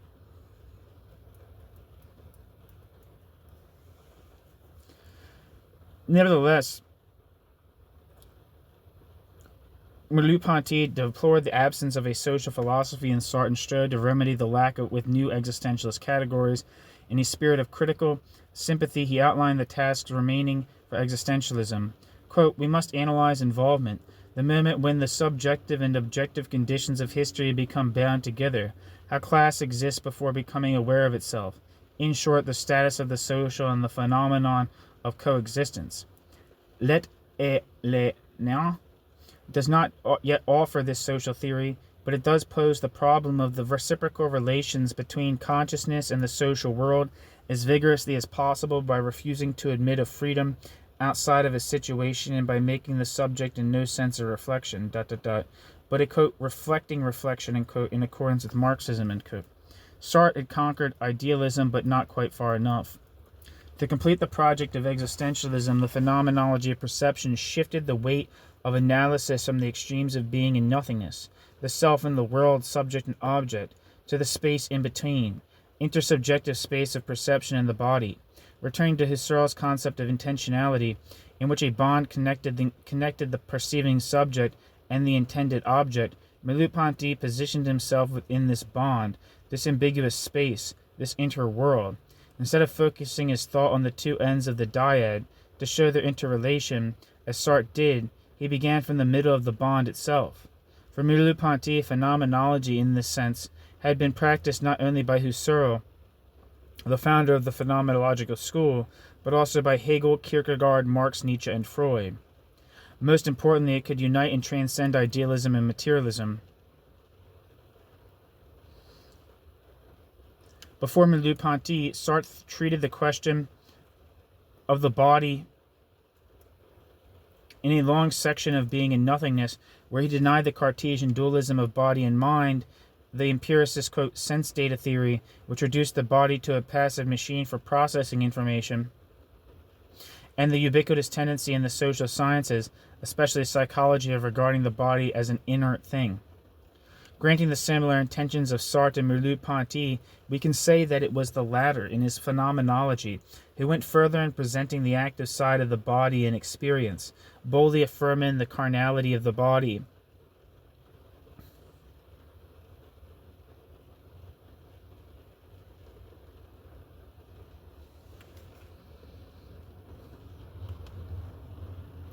One second.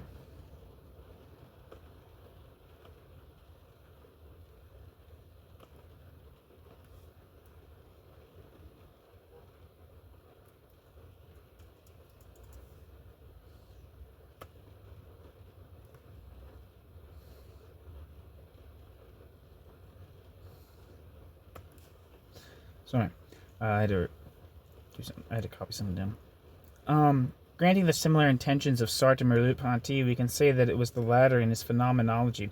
He went further in presenting the active side of the body and experience, bodily affirming the carnality of the body, boldly affirming the carnality of the body, and above all verifying the presence of the body to others as a positive aspect of interactions, and not, as in Sartre's account, as an embarrassing encroachment on the privacy of the self. More than Sartre, Merleau-Ponty held up the body as the fulcrum of being in the world, facilitating a reconciliation with Marx's concept of the, quote, sensuousness and, quote, of human action. Merleau-Ponty sought to clarify precisely the ambiguity of the subject situated in an intersubjective world, whose being was equally defined by himself and by the world. Not only did the individual inject meaning into the world, but the world injected meaning into the individual, so the individual was immediately social, defined both by others and by himself, who was out there in the world, perceiving and being perceived through his body.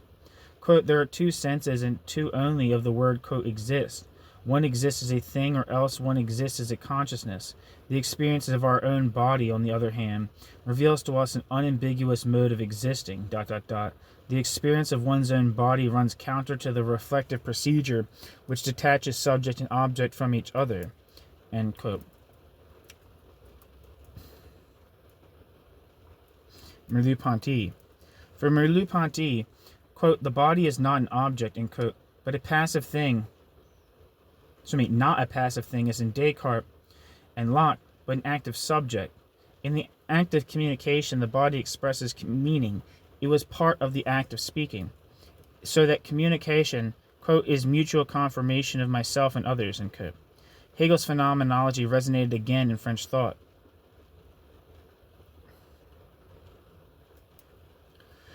The ambiguity of the perceived body was dialectical and not dualist. My view of myself was no more real than the other's view of me, but both together the unity of the differences constitute myself. The individual was not a simple unity, but a synthetic unity that included the world as much as it did the ego. The book, The Phenomenology of Perception, accounted especially well for the miscomprehension of this ambiguous reality. It was easy to see how the self could detach itself, privilege itself, seek autonomy within itself, but thereby reify itself as a thinking thing, To capture the ambiguity of the intersubjective self, one had to allow for uncertainty and relativity in one's identity. The final chapter of the book, The Phenomenology of Perception, summarized and revised Sartre's concept of freedom in light of Merleau-Ponty's concept of ambiguity. Like Sartre, he rejected all concepts of freedom that derive from both idealist freedom and materialist determinism. However, Sartre's concept of freedom did not go nearly far enough in situating the subject, because it did not place it in the ambiguous space between the intention and the intended object. Quote, "If the slave displays freedom as much by living in fear as by breaking his chains, then it cannot be held that there is such a thing as free action." End quote. Merleau-Ponty.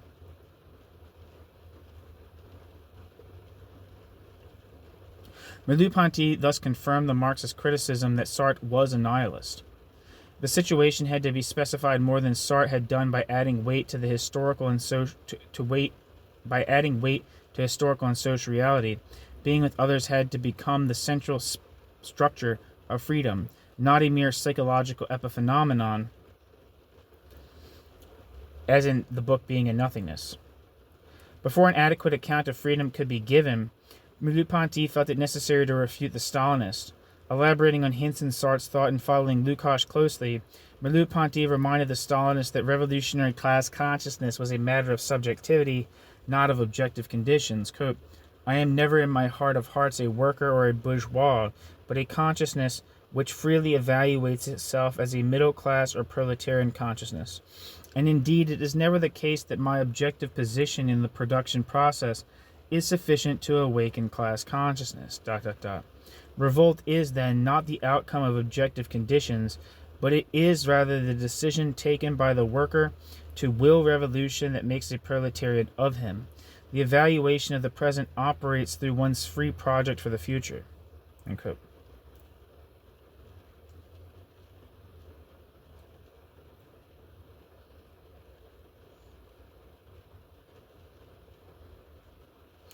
And end quote. This is making me think of I wonder how this relates to like E.P. Thompson's concept, kind of like thoughts about class, is like class being like a self-conception, and someone becomes a proletarian or like a working class person by like actively crafting an identity in some capacity, which is, I think pretty dubious. Also, it's making me think of the conception of like self-identity, of the revolt against the revolution would also be not be like a creation of the proletarian, but like an abolition of the proletarian, right? It's not like the idea of like working class revolution is to kind of like overcome that category of like the wage earning proletariat, right? And not to just merely like advance its interest or like exert its dominance over whoever, or like yeah. So it's just making me think of some things. In this revision of Lukács' concept of ascribed consciousness, existential Marxism asserted that the worker was first human and only secondly a proletarian, adding to the concept of the objective structure of the working class the human subjective component. If dialectical materialism did not provide an understanding of history, neither did Sartre. Sartre's concept of freedom comprehended only individual decisions, not group decisions. Quote, ... We must therefore find a phenomenological basis for statistical thought. End quote. Merleau-Ponty. The way in which groups coalesce through the mutuality and intersubjectivity of projects, the way in which, quote, social space begins to acquire a magnetic field, and, quote, drawing people together around common aims, these are the central tasks of existential Marxism. And these became Sartre's purposes in 1960 with his critique of dialectical reason. Merleau-Ponty's attempt at existential Marxism in 1945 opened the path. Existentially, revolution looked like this, quote, "At every pressure felt from any quarter of the social horizon, the process of regrouping becomes clearly discernible, beyond ideologies and various occupations. Class is coming into being, and we say that a situation is revolutionary when the connection objectively existing between the sections of the proletariat, is finally experienced in perception, as a common obstacle to the existence of each and every one. Unquote. What Marxism lost in Merleau-Ponty's criticism was precisely its Stalinist dogmatism, for history was no longer an external rarefied engine chugging on inexorably from revolution to revolution toward the highest stage of communism. Now that it included the freedom of the situated subject, it contained, quote, contingency. Quote, such a philosophy continues to see the revolutionary event as contingent and finds the date of the revolution written on no wall nor in any metaphysical heaven, unquote. What the Sartreans lost was equally profound. The image of man freely remaking his life at whim, magically transforming himself apparently without restriction or limit, a conclusion too often drawn from the reading of the book being in nothingness. Quote, my freedom, though it may have the power to commit me elsewhere, has not the power to transform me instantaneously into what I decide to be. End quote. Merleau-Ponty. It was just that abstractness in Sartre's concept of freedom, ridiculed by Lefebvre and Lukacs, that Merleau-Ponty modified. The book being in nothingness left the reader with the impression that history, collective time, was nothing but the sum of individual projects. Strictly speaking, for Sartre, there was a direction to life of the individual, but no meaning, no pattern to the life of society. In short, there was no history. Merleau-Ponty essayed to alter this lack, affirming that there was meaning in history. Again, it was the middle ground that Merleau-Ponty sought, a place where the individual's freedom was realized in terms of the overall movement of society, and where history took on meaning through subjective decisions. There was, quote, no truth of history independent of our projects and evaluations, which are always free, end quote. But there was, quote, an average and statistical significance of these projects, end quote. Merleau-Ponty.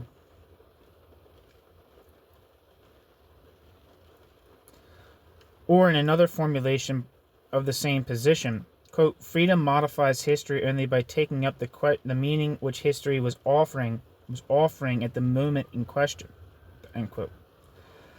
Merleau-Ponty.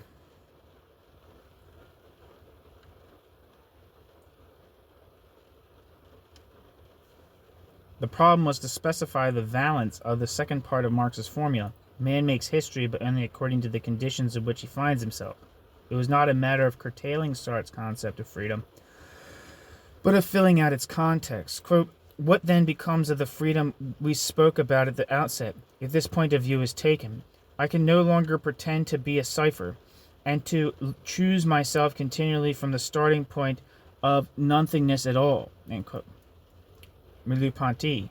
Merleau-Ponty wished to add a second level to Sartre's absolute freedom without detracting from its radical quality. Quote, we choose our world and the world chooses us, end quote. By adding the second dimension, freedom was, quote, buttressed in being, end quote, and what emerged was the full ambiguity of the perceived body. Nor was there a question of determining which had more influence, the individual or the world. Quote, the generality of the, quote, role and of the situation comes to the aid of decision, and in this exchange between the situation and the person who takes it up, it is impossible to determine precisely the, quote, share contributed by the situation, end quote, and, quote, the share contributed by freedom, end quote. Merleau-Ponty. Since, quote, we are involved in the world and with others in inextricable tangle, end quote, we make choices with full existential freedom in and through the world. In sum, the book, The Phenomenology of Perception, pioneered the directions existentialism would have to travel if existentialism sought a social historical philosophy and a reconciliation with Marxism. Merleau-Ponty prepared Sartre's existentialism for confrontation with Marxism by removing the vestiges of Cartesianism. Armed now with definite positions about society and history, the existentialists could at least demand from the Marxists a hearing for their concept of freedom. By venturing to rethink the strong sections of Marxism, its critique of capitalist social structures, and by merging the existentialist idea of consciousness with Marxism, a give and take between the two doctrines would be possible. After educating Sartre, Merleau-Ponty's next task was to speak directly to the Marxists, to force the problematics of existentialism upon them, to encourage them to see where they had strayed from Marx and where Marx needed revision.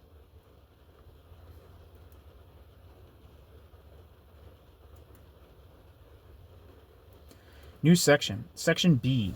Merleau-Ponty and Marxism, The Search for a Proletariat.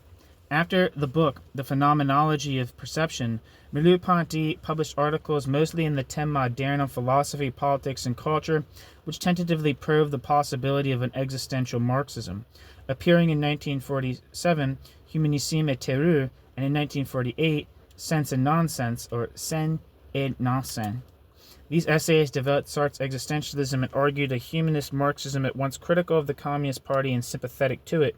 In sharpening the concepts of his double philosophical commitment, Merleau-Ponty was in quest of an existential proletariat that would give to Marxism a sense of subjectivity commensurate with its goal of a free society, and to existentialism a sense of historical and social reality. In the book Humanism and Terror, Merleau-Ponty developed an existential Marxist concept of history that could estimate the living hopes of revolution when Soviet society no longer seemed the vanguard of liberation. Arthur Koestler's books on Soviet communism, Le Zéro et l'Infini, translated as Darkness at Noon, and Le Yogi et le Commissaire, which were anti-communist tracts, served Merleau-Ponty as a point of departure. The Soviet bureaucrat's sense of history, seen through Koestler's novel, was one of complete fatalism and determinism. Man was no more than a cog in a huge engine of time, irreversibly moving toward the, quote, highest stage of communism, end quote. Such a view of the Marxist concept of history was held not only by Koestler and Koestler the liberal, but also by the intellectuals of the French Communist Party. But, Merleau-Ponty countered, quote, who said that history is a clockwork and the individual a wheel? It was not Marx, it was Koestler, end quote. It might not have been Marx, but it might have been people within Marxism. Just a side note for myself. History seen as a totally objective determinism with iron laws that were to be studied scientifically was a distortion of Marxism. Koestler had raised the question of the fate of the individual in history, showing that Soviet society was amoral because its Marxism left no space for autonomous moral decisions. In one stroke, Koestler supported the bourgeois democracies and condemned socialism while publicizing the hideous consequences of Marxism. The Moscow trials, fictionalized in Darkness at Noon, displayed an essential barbarism of socialist society. The spectacle of the revolutionary leader, Rubashov-Bukharin, condemned by the revolution, with the monstrous psychological perversions it revealed, was in itself enough to place a verdict of deep immorality on all socialism. If the verisimilitude of Koestler's novel were sustained, Russia would stand condemned with Nazi Germany, while capitalist society would seem the beacon of freedom. Merleau-Ponty, like Sartre, had witnessed history directly during the resistance.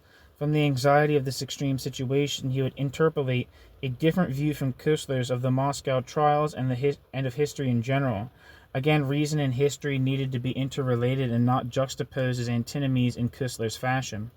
The moments of historical action in the heat of the battle were marked for Merleau-Ponty by contingency and risk. The individual in an actual historical situation did not find himself confronted by fate or determinism, but rather by open possibilities, by uncertainty, by the need for action without any clear objective sense of what was right. History was the total opposite of the scientist's laboratory.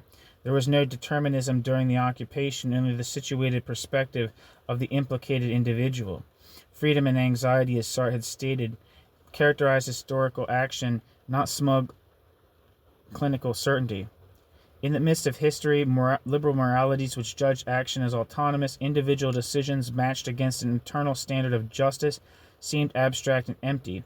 Making a decision to fight Hitler or collaborate with Hitler, to join the revolution or oppose the revolution, or in Bukharin's case, to advocate forced collectivism or capitalism in the countryside. In these situations, the individual acted on the basis of a future that he could not know. Quote, for we too have lived through one of these moments where history is suspended and institutions that are threatened with extinction demand fundamental decisions from men, where the risk is total because the final outcome depends upon a conjuncture not entirely foreseeable. End quote. Merleau-Ponty. Merleau-Ponty's conclusion, which scandalized the liberal public, was that in these extreme situations there is no clear distinction between violence and morality, between terror and humanism. Husserl's moral world, quote, the happy universe of liberalism where one knows what one is doing and where at least one always keeps his conscience, end quote, was a bourgeois heaven that forgot the brutal colonialism of capitalism. On the contrary, terror and humanism went hand in hand. The liberal, conventionally blind to the violence of his own society, blamed the revolutionary for introducing violence into the world. For Merleau-Ponty, such self-righteousness was outrageous. Violence was always there, quote, all law is violence, end quote. But not all forms of violence were beneficent. The premise of Marxism was that violence was justified only if it brought about the conditions that would do away with violence. Quote, if Marxism is a theory of violence and a justification of terror, it brings reason out of unreason, and the violence which it legitimates should bear a sign which distinguishes it from regressive forms of violence, end quote. The whole question of violence and morality in history turned for Merleau-Ponty on the humanism of the proletariat. Would their violence in establishing a classless society be the end of violence? In search of an answer, Merleau-Ponty took Marxism back to Hegel's master-slave relation as the, quote, description of the fundamental relations between men, end quote. History was then seen as, quote, essentially a struggle, end quote, in which men were basically implicated with each other, affecting each other, quote, beyond, deliberate thoughts and decisions down to the very manner of, being in the world, end quote.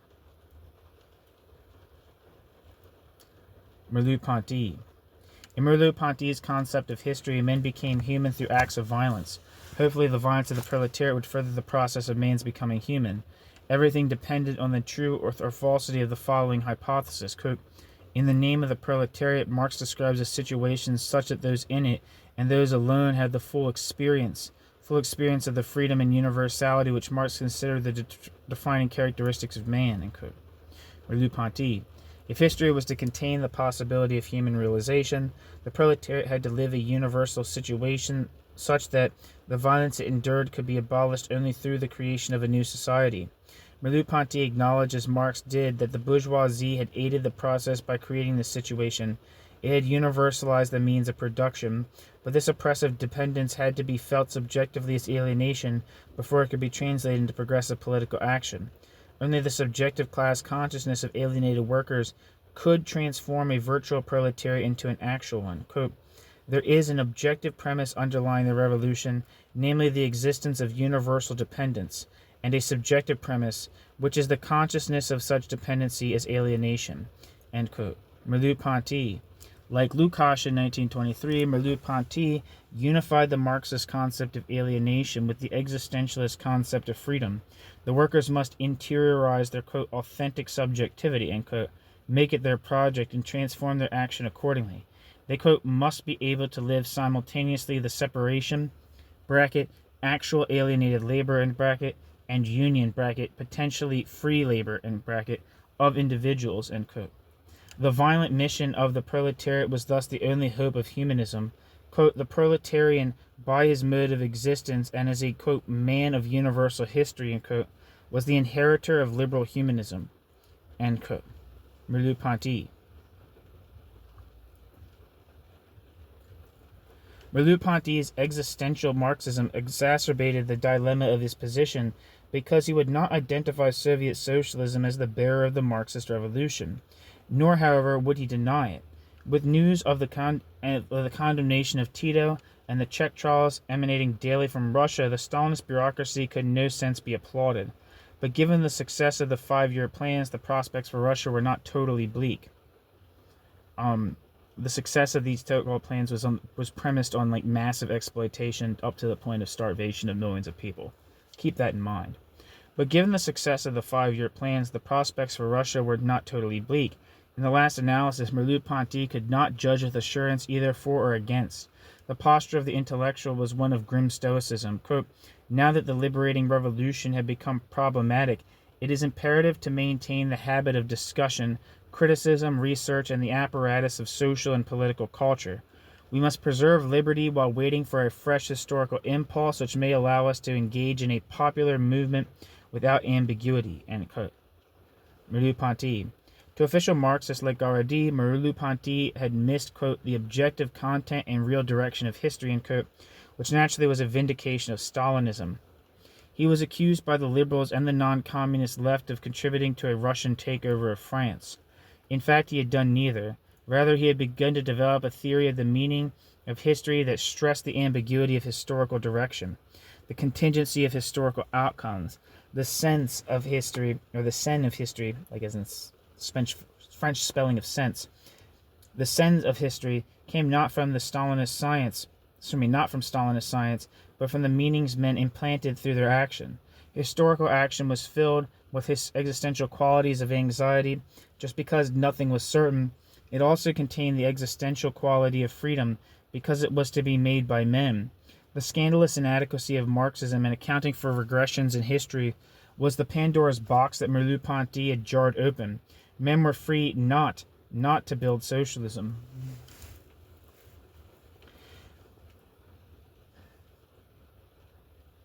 Just as Merleau-Ponty transformed mechanical Marxist history into the subjective drama of man's self-creation, he also modified Sartre's empty project of freedom into an intersubjective freedom of the proletariat. Lukacs, for example, opposed Stalin's policy of collectivization with equally revolutionary intentions. But since historical action implicated the other from the perspective of Stalin, Lukacs' intention had a different anti-revolutionary meaning. Only the future could decide who was right, who the true revolutionary was, yet in the present, one had to act. Someone's policy had to be followed before all the results were in. At the trials, Lukacs accepted Stalin's policy as, quote, objectively revolutionary, finding himself guilty. Jesus Christ. Both had, quote, good intentions of furthering the revolution. Both were in absolute opposition. One had to be sacrificed. Jesus Christ.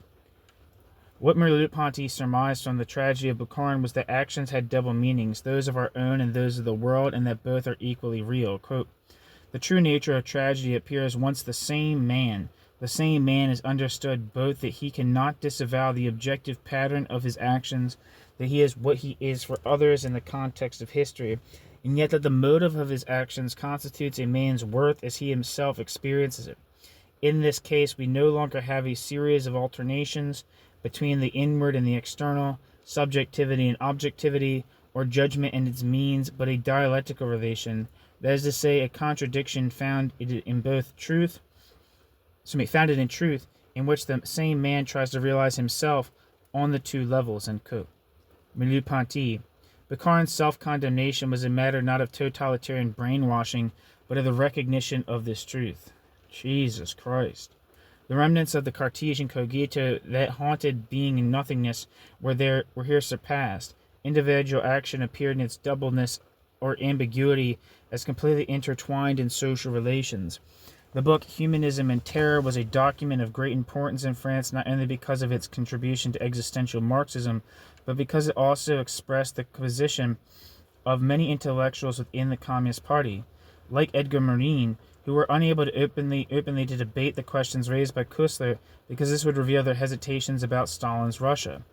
Through the 1940s, Merleau-Ponty presented these positions to France, especially to the leaders of the proletarian movement, hoping to influence their thinking and through that their praxis. His focus on intersubjectivity called for a decreased certainty of the coming of the revolution. It became one possibility and one way of making the past and future intelligible. During this time, he accepted the proletarian perspective as uniquely valuable, finding through it some meaning and some non-meaning in history.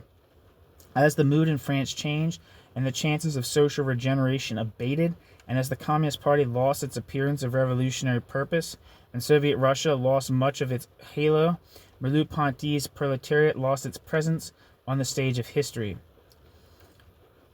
He turned increasingly away from Hegel and Marx to Husserl and the late Heidegger, picturing the interworld more as a multiplicity of meanings than as a unity. Ambiguity of meaning became more prominent. Contingency, which implied in the 1940s that the revolution might not happen or might take circuitous detours, came to resemble lack of direction or even the absurdity of historical events. In 1947, his belief in the universality of the proletariat was won by separating it from the Soviet proletariat. In 1948, the proletariat's conquest of alienation was a mission it had forgotten. In 1949, the universality of the proletariat has simply failed to emerge. By 1955, Merleau-Ponty came to feel that the proletariat was incapable of a socialist revolution, and all hopes vanished.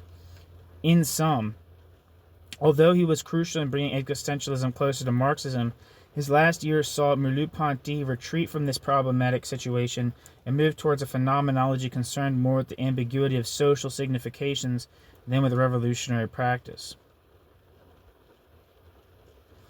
Okay, so that is the end of one second.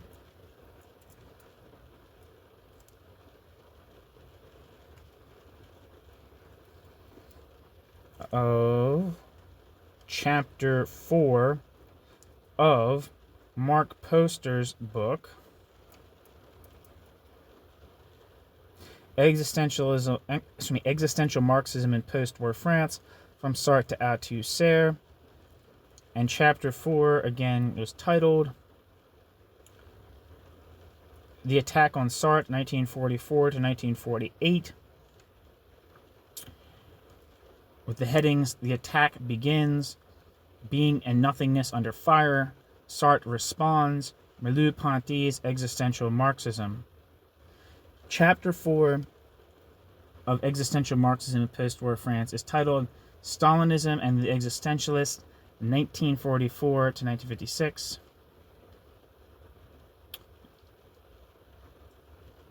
Chapter 4 is the first chapter of part 2 of the book, titled Stalinism and the Existentialists, 1944 to 1956. Thank you so much for listening.